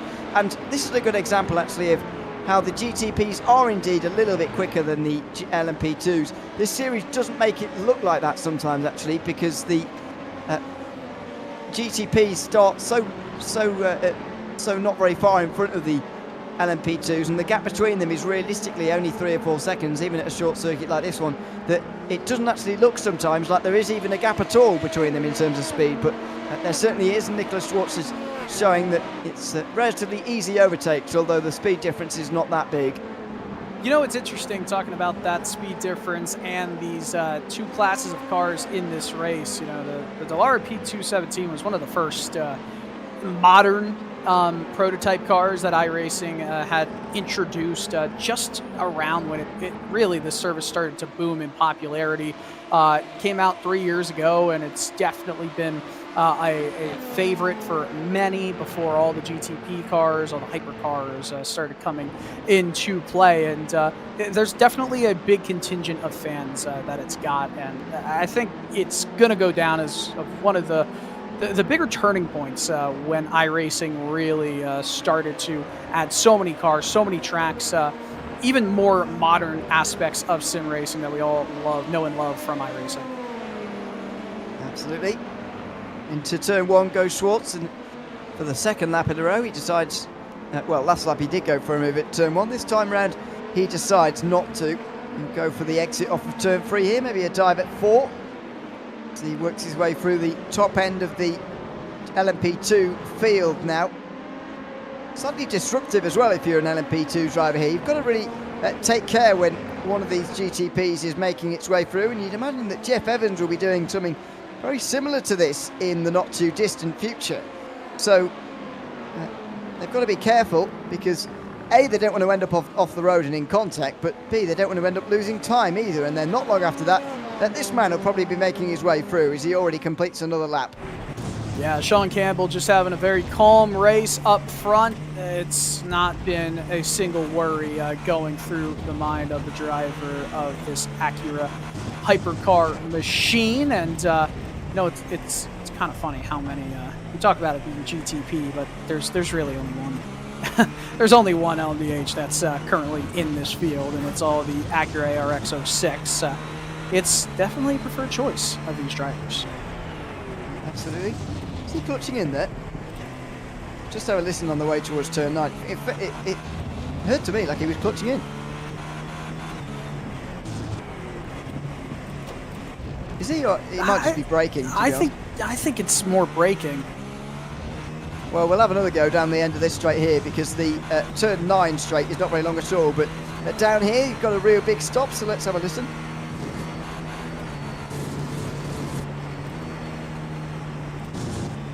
No, he's not clutching in, is he? I'm just hearing things.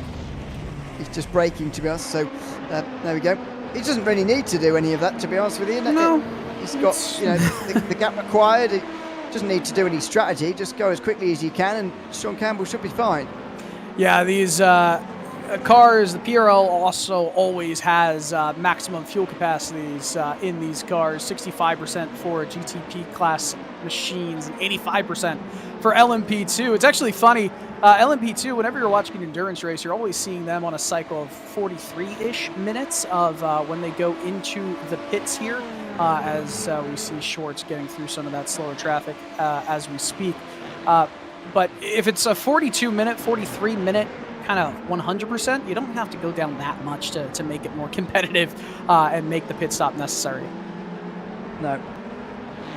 And by the way, we've still got Sean Campbell leading, as we've just seen. You may be wondering why he's quite so comfortable on this circuit. He has been doing a lot of driving on this on other simulators prior to this. Says that he really enjoys it, actually, and he was pleased to see it on the calendar. Says it's surprisingly raceable considering how flowy it is. Presuming he means by all the sort of sections of corners, if you like. I mean, you've got one here through sector 1 from turn 1 to turn 6, which is all one section, I suppose. There's a little section at the end of the lap as well, but in between that, there's a little bit of racing opportunity, as we've seen a little bit of so far in the race. Wonder how much racing opportunity Sean Campbell's actually going to get here today, but he's clearly a believer in this circuit and has got high praise for it as well, has Sean Campbell, and he's putting that to good use at the moment. Although he was 8 tenths quicker per lap in qualifying, he's only just over 2 seconds in the lead at the moment. Yeah, I was going to say that. Pelchat's doing a pretty good job of just keeping Campbell honest as we're getting closer and closer to that halfway point of the race that'll come when in around 5 minutes and change time, as the battle for second place in LMP2 it's not just heating up, it's been already heated up. The oven has already been preheated by the time we got the green flag for this race, but I'll tell you what, there are still some stories to be written here in LMP2, and not even just for second, but maybe even the win of this race. It's only 1.3 seconds from Caleb Lehman to Jack Hedgecox.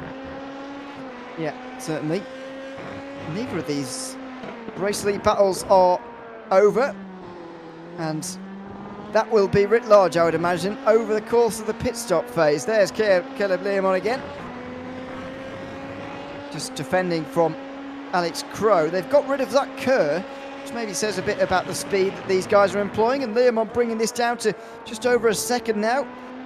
Is he just speeding up ever so slightly, or is Hedgecock slowing down? Last time round, Hedgecock was only a couple of attempts away from his best lap of the race so far. Caleb Learmont was only 0.08 of a second away from his best, so he might be getting a little bit quicker as this race is going along. More comfort, you know, this track, it's because there are not too many external parts of this track, and there's a lot of tarmac, there's some gravel. You really have to hone in on your braking points, and I feel like as this race goes on, you start to get into a rhythm, you start to get into a flow. Another sizable chunk has been taken out of Hedgecock's lead over the last sector and a half, so there's still some time that can come from this race having a change of leader. And obviously we've seen pit stops when they do come, a second variation is enough. Certainly. Not too far away from that stage in the race now. There's the lap time comparison this most recent time around. Learmont quicker again to Jack Hedgecock, and now he's actually starting to leave behind Alex Crow a little bit here as well. Actually, I think that's Nicholas Schwartz just behind, who's going to be coming through on them pretty soon as well. Is it? It's just a random LMP2. Oh no, sorry, it's 1, 2, and 3, isn't it? So, excuse me. Getting slightly confused with my prototypes, but that's fine. Okay, it's all good. I got confused over a driver who wasn't even in this race. Schwartz hasn't made his way through on these guys quite, by the way, just yet. It's easy to do. The amount of drivers we've commentated on now, I suppose, is not worth thinking about. Especially in just the last week alone, I'm sure you and I both, even together, have announced hundreds of drivers, and some that have different names, but one that's Leroy and one that's LaRue. That was earlier on, yeah. That was fun. Go for the different languages. Because you can't race twice on one night, by the way, in the PRL. You've got to select either the LMP3s and GT4s, which certainly more people have decided to do tonight, and or the GTP and LMP2 series. So you can't do both.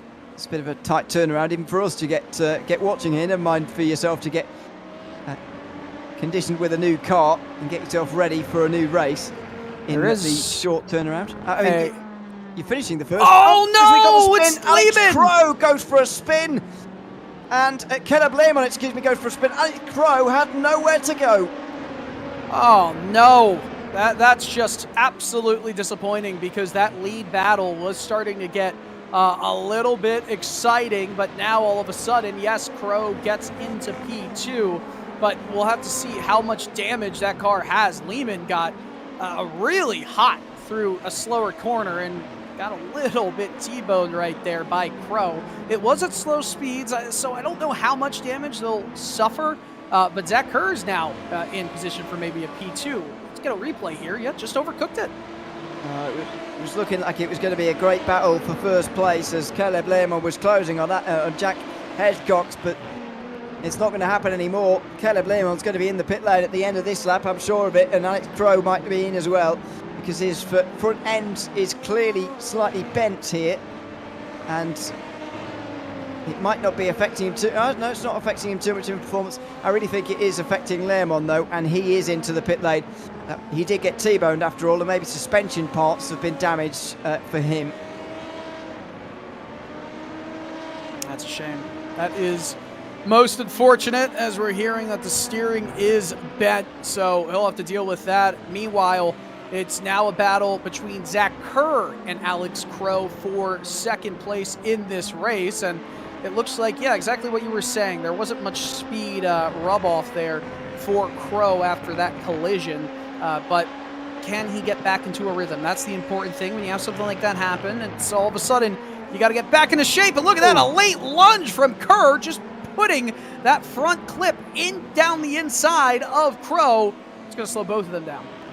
Goodness me, that was a big dive, and if Zach Kerr wants to push on here and really finish second in this race, have an outside chance at a win, he needs to get through here pretty quickly on Alex Crow, I would argue. Meanwhile, Bradley Holly is the first of the GTPs to make a scheduled pit stop today.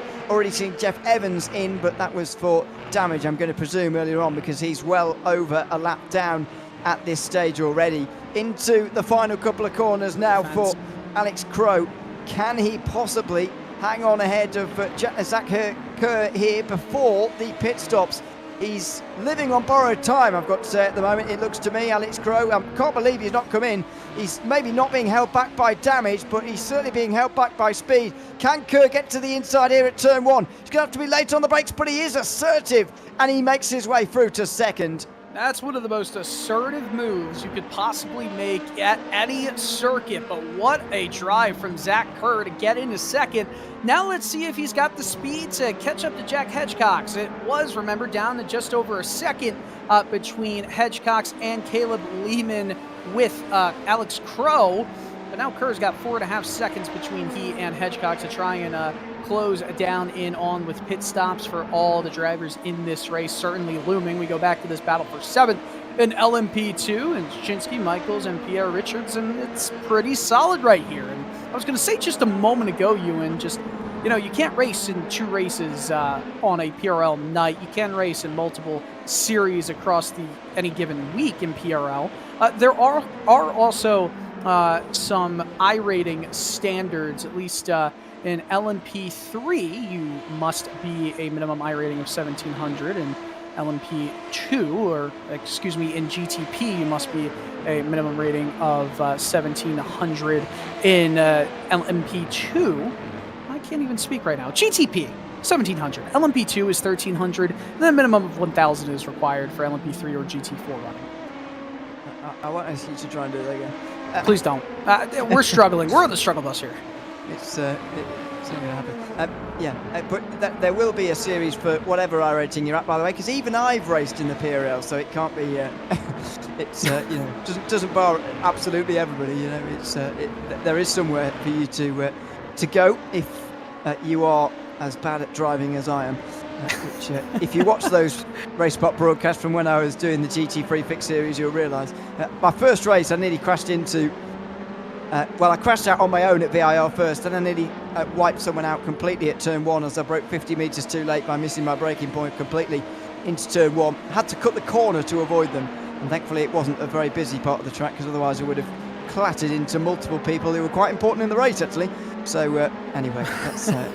VIR is just unfair to have as your first race in PRL GT3. So difficult, yeah. So difficult. I did some of the IMSA racing as a GTP driver. They could barely finish ahead of the GTDs, to be honest with you. It was unbelievably difficult that week. So there you go. Meanwhile, Chip Nicholas Michaels Schwartz making his way off the circuit here, and it's a long way to the wall, but he's found it down at the final sector.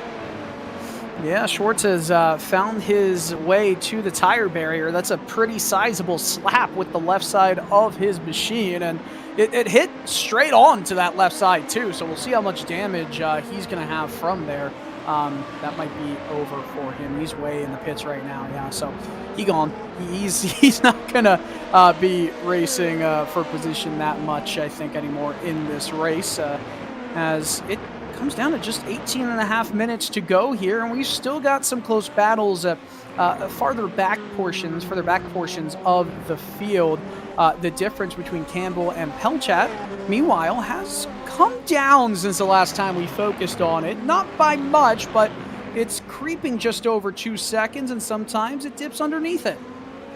Yep, last time round, Pelchat lost a couple of tenths of second, a tenth and a half, but he has been closing in a little bit in these last few moments, just 1.9 seconds now the gap. Don't think Sean Campbell's going to be feeling any pressure. After all, he's already won 7 times this season. He's only been at 7 of the races, so that gives you quite an idea. But Pat Pelchat is looking for second place in the championship. Going to be pretty difficult to achieve, actually. That battle's probably going to be between Nathan Ray, Bradley Holly and Kwok Nin. And at the moment, Nathan Ray winning that battle pretty comfortably. But there may well be a chance for a different race winner here this season. Boris Angelovando, the only other race winner apart from Sean Campbell so far. Yeah, and you know, it is kind of funny. We've talked about so many drivers in this series across the last couple days, you and I, Ewan, who are just dominant, right? They're just drivers who come into the series, you race against them, and you're like, I can't believe I have to try and get some wins against this guy. I feel like Sean Campbell is absolutely one of those drivers, and LMP2, it's not as much that. You still have Hedgecox and Caruso, who have done wonderful this year, as with Alex Crow. They've split pretty evenly the amount of wins. Look at the view we've got from Bradley Holly. It's not just a cockpit cam. Is he wearing a GoPro on top, or what's he got on? Oh, this is 10 out of 10 marks from RaceSpotTV, by the way, for the camera placement and the onboard insight. This is fantastic. Dustin Ollis has certainly inserted a secret camera into the hat, or goodness, an eye. Wouldn't totally surprise me. But there you go. I was wondering, by the way, just to embarrass. There's the view as to how we're seeing what he's doing. That's awesome. It looks like the top of a hot rod dragster. You know, the engine on the hood. Sort of fixed to his headphones band, if that's what it's called, over the top of your head. So that's what it's fixed to. What a great view. He's got a slowdown though, as we can see. Ooh, yeah, he does. That's that might insight we don't normally get. Oh goodness, yeah, that's a live slowdown. You can see how slowly it came off. That's because you kind of have to pick your spot to serve the slowdown, where you might go a little slower here and a little slower there. You don't always want to give it all up in a full chunk. Yeah, you don't dive off to the road and just brake by any means. That's not the way to do it. He just went a little bit slower through the first few corners. Could have been a massive cut track because he didn't have that much time to give up, but he's working his way through the final 15 minutes of the race, having been one of the first stoppers actually of the race. But what a view that was. 10 out of 10 marks for camera placement and the insight given there from Bradley Holly into his 7th place run at the moment. Meanwhile, the battles in LMP2 continue on. This is for 5th with Joshua Chinsky, Chip Michaels and Tyler Pierre-Richards. Although it's not only battles for position, there's cars all over the place here, including a battle for 3rd place. Yeah, Rob Campbell has caught up to Jeremy Carter, and he's almost holding.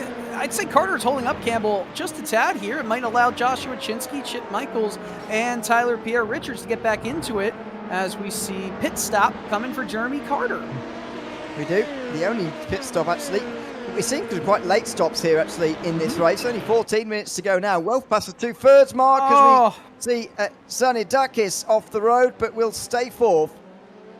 What a tumultuous race for Nico Zanidakis, who is still in P4 right now. Other drivers have had just bigger issues as we get a look on board. Slower corners here, just too much wheel spin. Tried to correct it, could feel the car turning around, and he just couldn't. I don't know. Do you just think it would go away if he held down the throttle a little bit harder? Well, he's got traction control, of course, in the GTP category, so he may have thought, yeah, this will get sorted out by the traction control, but at the end of the day, racing drivers do use the traction control, of course, especially in cars as powerful as these, but you don't want it to sort of be overbearing and overriding what you're doing almost. You can have your traction control up too high to a point where it's slowing you down. And Zanidakis, not saying he's got his traction control on too low at the moment, but the setting that he has got on means that he does require a little bit more throttle modulation than was on show there. Yeah, that's a really solid point. And, you know, we're a couple of years now into Le Mans Hypercar and Le Mans Daytona Hypercar regulations. And I'll tell you what, nonetheless, even if they're a little bit slower than LMP1 altogether, what an awesome set of regulations. Keeps costs down, keeps a lot of manufacturers into it. We're not seeing all the manufacturers here tonight in the PRL GTP class as Sean Campbell and Pat Pelchat both come into pit lane. But it's still awesome. I love seeing it, and I love what iRacing is doing with all the additions over the last few months. Who knows, we may have more GTPs in the future of this series, as indeed those GTPs come down pit lane now for their only stop of the race. Same in LMP2. There's been a lot of stops, by the way, in LMP2 that we haven't commented on. Caleb Lehman has been on for 7 minutes. Alex Caruso was in for 9.5 minutes earlier, but he's actually back out on the circuit again. Jeff Evans seems to be out of the race now in GTP, although Nicholas Schwartz is still receiving repairs as far as I can see. Long stop as well for Alex Crow, which was not unexpected given the damage that he received on the front end. Zach Kerr was a little bit longer in the stop than he probably wanted to be, and so he's behind Luke Wallace, the first of those to have pitted in LMP2. But we are still waiting for the main bulk of the field to come in, including Jack Hedgecock, who's in right now. I cannot believe Sean Campbell was in his pit box for almost 3 seconds less than everybody else from the GTP category who have come in. And that almost makes me wonder, one, he was lifting off maybe a little bit earlier. I mean, look at that. That's a massive difference. Did he just get it perfectly right? And I don't know if that's a risk I'd be willing to take with, at that moment, such a big lead. Nope, I agree with that. But, as you say, he may well have been lifting off anyway early on in the race and just be cruising along. Maybe that's why it was so close. Because I mentioned earlier, he had 8 temps over the field in qualifying. Now, given the amount of laps we've had at the moment, 24, I don't know what 24 times 8 is, but I'm going to guess that's somewhere near to 20 seconds, maybe over. He's not got that margin at the moment. Now, I know qualifying is not... Oh, thank you. It's not always a representative of where you should be in the race, but it is a bit of an insight into what you might see. And for me, Sean Campbell only having 2 seconds of a lead after half an hour was a surprise. I agree, and maybe that is because of that lift and coast. And maybe you did hear at one of the corners the clutch kind of being engaged to save fuel. So you might not have been completely off there, Ewan, even if you might have felt like you were going crazy afterwards. I did feel a little bit like that, actually. It's okay. I know the feeling. 20 past 3 in the morning, after all. Listen, it's Memorial Day here in the U.S., and I'm still at work with you, so. Yeah, absolutely. It's it is a bank holiday here in England, actually, by the way, but not really? for that. I don't know why we have a bank holiday, but all it means is just everywhere is really busy, which is just no good. Meanwhile, Sean Campbell makes his way through on one of the LMP2s and looks like he's cruising to his 8th win. I guess we can call out of 8, can't we? Because he wasn't even here 2 weeks ago at round 7. He's returned a week ago at Indy for another win. Looks like he might be rounding off his season with a win too. I want to see a one-on-one battle. You know, all the ones as seeing Rob Campbell coming out of the pits right now between some of the fastest drivers in every PRL series. I know we've talked about the All-Star race before.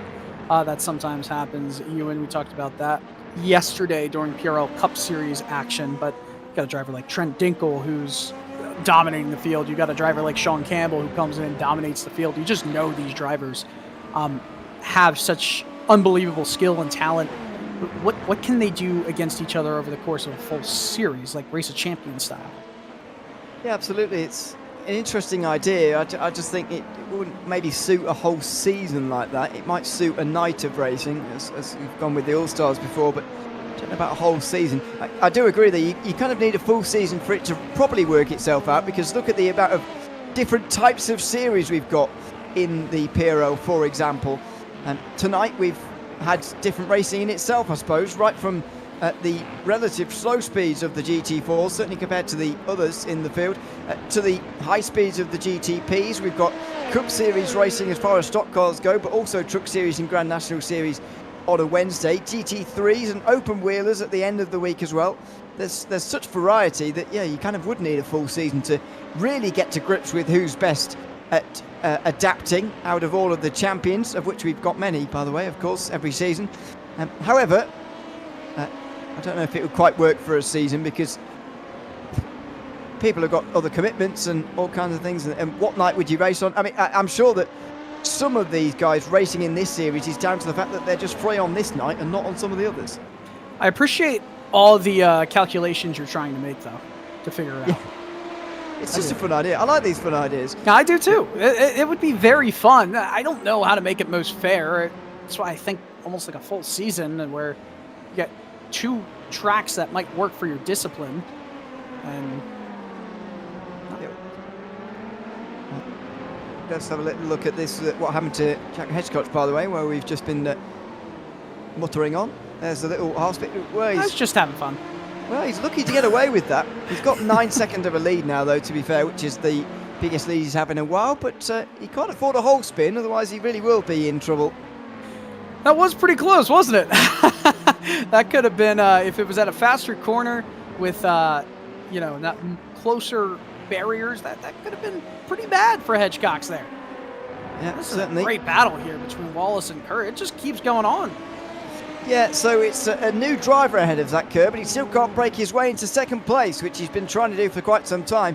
And the last time that he was trying to break into those places, there was a spin for Caleb Lehrman in front of him, and going straight into the side of Lehrman was Alex Crow, and all of a sudden that changed things dramatically. But Kerr really gaining this time round and is putting the pressure onto Luke Wallace, who had one of the shorter stops actually in LMP2, 10 seconds shorter than Zach Kerr for whatever reason. Kerr looking to regain this place now as he goes down the outside on the way towards turn 8. That really would be special, but it's a long corner and he can't find his way around there. That was a really solid try right here, but there is some competition in terms of traffic. Look at that, a big dive from Zach Kerr to try and get in front of Luke Wallace. Sean Campbell's got to be careful, the leader of overall class racing. Well, he's going to get through on both of them on the back straight here, but through into second goes Zach Kerr. Does that open a door here for Luke Wallace, who goes to the outside through the long triple apex right-hander and down at turn 14 to the braking zone. He can't quite do it. Zach Kerr up to second place, where he will feel he should be because of the speed that he's shown throughout the day. It's just his longer stop, really, which has held him back. Take those seconds away, and he'd be right with Jack Hedgecock for the win. It's funny, it's almost like Sean Campbell was saying, let me just fly past these guys, so in case they do wreck at one of these faster corners, turn 11, they were going through that right-hand fast kink. That would have been disastrous if they collected each other and then all of a sudden collected the overall leader of this race. Yep, certainly. Now wondering whether Jack Hedgecock is going to be overtaken here in the final laps of the race. There's only 4.5 minutes left here for Sean Campbell to enjoy before he's officially champion. Jack Hedgecock's the same as at the start of the day. He will have had very small concerns about losing the title. Now that he's well over halfway through the race, he can pretty much confirm himself as the LMP2 champion for the season. He is losing time though. Do slightly fear what's happening here to Jack Hedgecock with one of the shortest stops in LMP2. I wouldn't have thought he's running out of fuel, but he's losing time to Zach Kerr, who's gaining on this lap already, about 4 attempts gained so far. It is questionable, right? I don't exactly understand all that well why, you know, we've seen the leaders take some, you know, shorter pit stops in this race, but it's what we've seen be a trend. Still, though, he's got such a big lead that he can afford multiple seconds of losing time over the course of each lap. That it's not the biggest worry. Yes, true. He can lose a second a lap and still come home with room to spare. 3 laps to go, by the way, as we run right now. I think Hedgecox is going to get lapped here, so he'll count it as 3 to go as well. But it's 3 to go for Campbell. He was over the line soon enough to squeeze in one more. Looks like we're going to get 32 laps, excuse me, to the end of the race here. So we have a little replay down at turn 14, which has really proven to be the most difficult of the corners, and that was a bit too quick for Kwoknin on the way into the hairpin. Still has P4 in the docket, just 3.5 seconds ahead of Bradley Holly, as this battle for 4th is the closest on track across the entire race. It's an LMP2. Jeremy Carter has been in his fair share of battles tonight and just trying to get into 4th past Rob Campbell. Kwoknin, by the way, needs to hang on to 4th place in the race to get 3rd ahead of Bradley Holly in the standings. Started the day 2 points behind. He would gain those 2 points right now and tie it up with Holly, but because he's got more 4th place finishes, I think, he will go through to 3rd ahead of Bradley Holly. So that's just one thing to watch out for in the final minutes of this race. Final 2 minutes indeed of this race. Rob Campbell still ahead of Jeremy Carter here. This is for 4th place. 2 drivers who have actually had normal length pit stops, which is not something we've said about any of the battles we've watched so far. Normal length pit stops means that these two can most likely just go full throttle. Doesn't matter about any saving of the tires, saving of the fuel by the end of this race. That is more excitement for us as the viewers, as Sean Campbell is potentially about to start his white flag lap. I think he's into the final few corners at the moment, isn't he? Or is he a bit further around than that? Not sure, to be honest. Quite a short way round here, actually. We'll find out in the top left corner any moment now. We certainly will. 10 seconds is the gap to Pat Pelchat. If it's close, he might slow down, but he doesn't often do that, Sean Campbell. In the YouTube chat at the moment, Jeff Evans just gives us a rolling eye emoji. I don't think he's enjoyed his day, to be honest. Trying to learn this new circuit this weekend, which is proving tricky for everybody. There is Sean Campbell in the bottom right-hand side of the screen. One more lap for him, feeling like a bit of a lap of honour, really, here as he's crowned officially as champion. Doing such a solid job. I mean, by the way, this is fun to watch, some traffic getting involved in LMP2. But yeah, Sean Campbell just has done a spectacular job tonight. We thought that he might have underfueled, but hey, it doesn't look like it. He's just continue to extend his gap over Pat Pelchat, who was within 2 seconds at one point, but after the pit stops, it just was too far of a gap to close down with only 12 or so minutes remaining in the race. I'll tell you what, though, LMP2 is getting intense. It's already been, but whew. Yep, this is for 4th place. Rob Campbell hanging on from Jeremy Carter, but Carter's alongside now.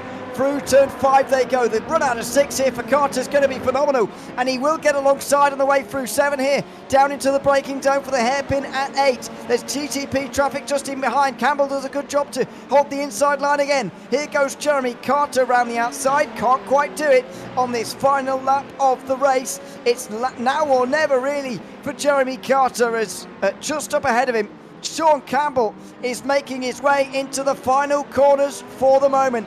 A dominant season in which he's only attended 8 of the 9 races. It hasn't mattered because he's won all 8 of them, taking pole in all 8 as well, and winning by 88 points in the championship as well. Sean Campbell crowns himself as champion here at Misano with another win, as it's a spin in the background for Jeremy Carter. He'll not only lose the chance to go 4th, he'll lose his top 5 to Joshua Chinsky. Oh man, what a shame there for Jeremy Carter. They're still trying to find out who's going to finish in P6. Carter was trying to watch out. I think that was a GTP, a bit of traffic there, but Oh my goodness, that's such a shame. He's been having such a solid run. Look at how quickly Bradley Holly has closed in to Kwok Nin, but it's just not going to be enough time, I don't think, unless there's a really good run for Holly coming around the final corner, side by side, and just barely finishing in front by 500ths of a second, 57 thousandths was Kwok Nin over Bradley Holly. What a close down right there from Holly. And that confirms Kwok Nin as third in the championship, by the way, as we look at Jack Hedgecox, who has confirmed itself as champion in LMP2 with a win. Another win for Jack Hedgecox, indeed. It's only his fourth of the season, and what's been a more spread out season over in the slower of the two categories. But he's taken yet another win. His first since round 5, when we visited Mugello, a circuit that these cars will certainly have enjoyed. 3 wins in the first 5 weeks, only 1 week in the last 4, but he won't care. He is still the champion, despite losing points to his nearest rivals in each of the last 3 weeks. He's held on today for a title, and the gap at the end actually is going to be edging towards 30 points. It's not quite going to look very close at the end of the season, to be honest. Yeah, There he goes on the front straight. He'll enjoy his burnouts now. And really solid job to not hit the wall. The pit wall on that burnout came very close. Oh, here we go. Will Davison style, if you remember VH Supercars from about 12 years ago. I do not. So let me look it up. Oh, was that not? No, maybe that wasn't even him. I don't remember. It was 2012 or something. It's a long time ago. Anyway, let's have a look at the race results, and something happened a lot more recent, in fact. Sean Campbell winning by 11.8 seconds at a Pat Pilshat, and Nathan Ray finishing on the podium. Kwok Nin just beat Bradley Holly to 4th in the race, and so 3rd in the championship as well, I think. Although there will be time on points, so that could get complicated. Costin Quint finished a quiet 6th ahead of Nikos Zanidakis, and then Nicholas Schwartz and Jeff Evans, who finished multiple laps down. In the LMP2 field, it was the champion in waiting as well. Jack Hedgecox crowning his season with a 4.2 second victory over Zach Kerr, who got past Luke Wallace towards the end of that race. Rob Campbell finished 4th, Joshua Chinsky and Tyler Pieris and Alec Crow. Loads of people getting past Jeremy Carter, who finished 9th, including Chip Michaels as well. John Krauser finished a minute down on the winner in 10th. Josh Gowen finished 11th as the first driver 1 lap down. Caleb Lermont and Alex Caruso both got to the end, albeit with long repairs to make. They scored enough laps on the day to get classified. Let's bring in Sean Campbell, first of all, the race winner here overall and the champion in waiting in GTP as well. Sean, welcome in. Good to have you with us. How was your time out here at Misano? It was good, honestly. Misano's just a great track, so it's fun. Yeah. I was stretching, my bad. But yeah, just a plain race in general. A little bit loose at the end because it was really hot and we couldn't take tires. So we were sliding everywhere.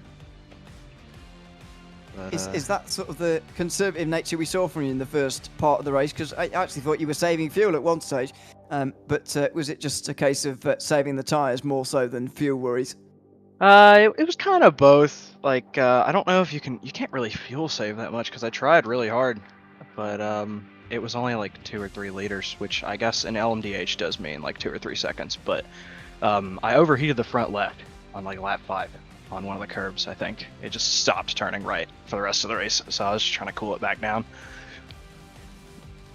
Well, congratulations on managing the tyres to the end and winning your 8th race of the season. Congratulations on that, and the title being confirmed as well. Thanks. Thanks very much, Sean Campbell there, GTP champion and race winner here tonight, just ahead of Pat Pelchat, who finished in 2nd. Welcome in, Pat, good to have you with us. 2nd place for you, 11.8 seconds at the line, but you were pretty close to Sean Campbell for a lot of that race. What do you feel that was down to, and do you feel you could have finished the race maybe a little bit closer than you did? Definitively. Again, congrats to Sean on the win. He was untouchable tonight. I think it's all down to probably some fuel saving and stuff in the pits, because it's a tendency I've seen since the beginning of the season is that every time I go to the pit, like he gains like 5-6 seconds every race on me. So I don't know, man. He's just a machine, man. It certainly is, but your record of second place finishes and good results as well throughout this season is nothing to be ashamed of by any means. You finished 5th in the standings as far as I can work out anyway, with some pretty average maths. How are you feeling about the season as a whole?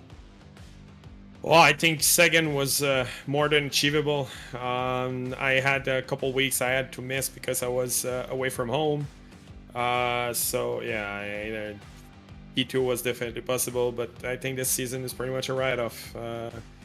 It was just Sean was just dominant, and yeah, I gotta give it to him. Like, congrats to the guy, and yeah, I think we did our best, but we'll come again and fight next season. I think we have some good competition coming. Jack Edgecock's coming up, so yeah, I can't wait to see what he can do. Certainly, we look forward to it. Pat, congratulations on second tonight, and thanks for chatting to us too. Well, thanks you guys for the broadcast. Always great watching you, and really appreciate it. Thanks very much, Pat Pelchat there. Second place here tonight in the race. Third place was Nathan Ray, who is there too. There we are. I couldn't read him there, but joins us now. Welcome in, Nathan. Good to have you with us from third here tonight. Didn't see an awful lot of you, but you get onto the podium. How was the evening overall? It was just a case of trying to stay with Pat as long as I could in hopes of maybe eking out a second place, but in the end, I just didn't have more than a handful of laps to stay with him, and after that, it was just building and keeping the gap to Kwok and Bradley. Yeah, exactly. That was the battle here today, 4th, 2nd in the championship. What were your thoughts going into this in terms of how close this could be at the end of the season, 4th, 2nd? It was honestly just a case I got into practice kind of late, just trying to not think too hard in advance of the race, and when I did a quali run, a mock quali, I was able to put down an absolute blinder given the surface of the sun track temps we had for this session. I knew that as long as I got through the first 10 laps and didn't make any errors and overheat the tires, I was probably in good shape. It was just a matter of actually executing that and not dropping the ball horrendously like I have done half the season. Yeah, very harsh on yourself, but there we go. Second, it's still second in the standings, so congratulations on that and another podium tonight. Thanks for chatting to us as well. Thank you. Thanks very much. Nathan Ray there, second in the championship, just ahead of Kwok Nin, who finishes third and joins us as well. Welcome in, Kwok. Good to have you with us. By my calculations, and maybe yours as well, you will have finished third in the championship here tonight as a result of just beating Bradley Holly to the line. What was that battle like at the end? I was getting kind of antsy at the end. I knew he was kind of 10 seconds behind, but I kept on thinking if I made one mistake or two mistakes, that would be it. And I kept on making mistakes, but hopefully I kept it together and beat him at the finish line. But I think we tied, if I'm not mistaken. Yes. For the standings. But yes, I don't know exactly what the countback rules are, but I just presumed that it would be best finish position, and how many times you achieved it. You achieved your best finish position. Your finish positions were the same, as in your best finish positions, but you achieved it more. So I'm, by my calculation rules, that would mean you would be ahead, but that might not be the case. So we'll have to wait and see what happens officially afterwards. But either way, what's the season like been as a whole? Because behind Sean Campbell, it's been a very close championship, in fact. Yeah, I usually run GT3, so this is my first season of running GTP. I think this also is the first. Well, no, I haven't even finished on the podium for all season. So, I knew if I kept it at least in the top 5, top 4, I'll be fighting for the championship points. It was a very close battle. I very much enjoyed it. And hopefully we won the team championship too on the podium. So we gotta check that later too. That's more complicated maths that I'm not capable of doing. So we are going to have to wait and figure that one out later. Kwok, congratulations on 4th place here tonight. And thanks for chatting to us as well. Thank you, guys. Thanks very much. Kwok in the 4th place here tonight in Misano. Oh dear, I'm moving the Discord server around entirely. That's not entirely ideal. Let's move in the race winner and championship winner, Jack Hedgecock's from LMP2 as we have a little look at his burnouts on the front straight. It must be a bit of a relief, Jack, to have this championship finally sealed after maybe a bit of a week of worry, knowing that you could lose the championship in theory here tonight. How are you feeling now it's all over? I'm feeling pretty good. I was glad I was able to defend the championship and end my time in the LMP2 on with 3 for 3. So I'm definitely really ecstatic that I had the pace tonight to be able to end up on the top step again. Were you especially worried going into tonight because it was mathematically possible for you to lose it, but not realistic if you think about it? Yeah, I mean, I had it's always in the back of your mind that it could happen. I was checking the point standings and what place I would have had to finish in the worst case scenario, and at the end of the day, once I saw our attendances tonight for our field, I pretty much just had to finish. So as long as I didn't wreck, then I was pretty good. So that was nice to know. So, but yeah, I would say it was a good race. Yeah, I mean, even that's not easy around here, I suppose. So there you go. Yeah, for sure. I definitely had a couple moments. I'm sure a lot of the other drivers in our field tonight. I had a couple moments where I lost a couple seconds, but luckily I had a big enough lead that it didn't really matter. So. Well, exactly. Congratulations on the win, Jack, and thanks for chatting to us as well. Thank you. I just want to shout out Gowan Racing. Our whole group of guys got the constructors as well, I think. So finally glad that we could bring the double to our team finally before we all leave off for a different series instead of doing LMP2. Just want to shout out everyone from there. They've been it's a great group of guys, and really glad that we could end it like that. Absolutely good. Thanks very much. Jack Hitchcock's there, the race winner and championship winner in LMP2 here tonight. Finishing just ahead of Zach Kerr, who was second. Welcome in, Zach. Good to have you with us. You had quite a lot of overtaking to do, actually, throughout that race. Luke Wallace was the final one to be dispatched of at the end of the race. Let's talk about that one first. How were you able to make your way through there in the end and take a pretty comfortable second place? At least that's what it'll look like on the result sheet. It was far from comfortable. After qualifying, what was 4th or 5th was not where I wanted to be. I took a gamble for tyres when we had the pit stop and took 4 instead of the others, which I think took either 2 or none. So I had to fight back through the field to get towards the front, which was looking alright until I got a few slowdowns, which caused me to not have the close enough gap to Jack. Yeah, we saw slowdowns be a little bit of a factor during our onboards here tonight. Just how easy were they to pick up round here? Some of them are quite weird because you'd hit the corner the same way every lap, but then some laps you'd get it and other laps you wouldn't. Yeah, very small margins, if you like, to getting a slowdown. It's always the way, isn't it? It seems. But there we go. Second place for you tonight, Zach. Congratulations on that, and thanks for chatting to us as well. Yes. That's Zach Kerr there, second in LMP2. Just ahead of Luke Wallace, who also joins us now.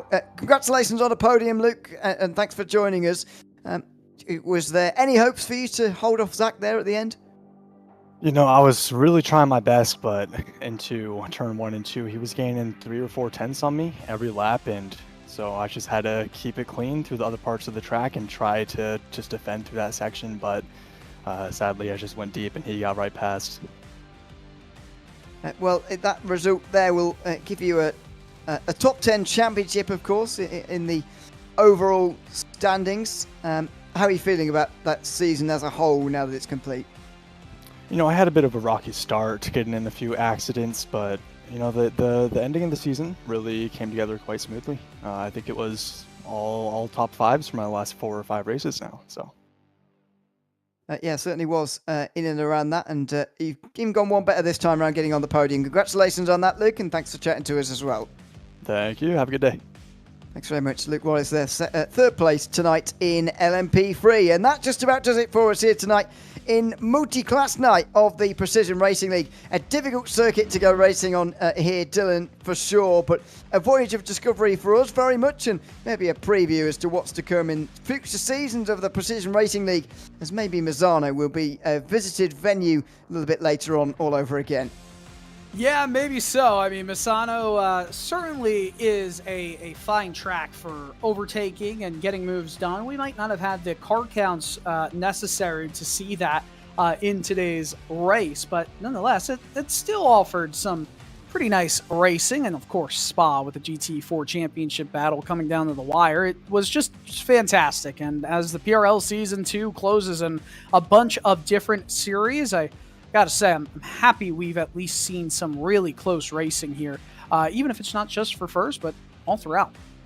Yeah, the GT4 Championship battle, I think, is going to remain the highlight of tonight's racing, which is just fantastic. If you were with us earlier on, then feel free to go and watch that a little bit later on, as all our broadcasts are uploaded as videos after the fact. So you can go and check out that. It was a spectacular battle for the title, for sure. Big thanks to everyone who's been tuned in over the course of tonight. If you want to get involved in the Precision Racing League, you can. Sign-ups are open for Season 3 of 2024. Visit precisionracingleague.com to get yourself involved in any of the series on the 5 nights of racing, as live coverage on RaceSpotTV will continue, of course.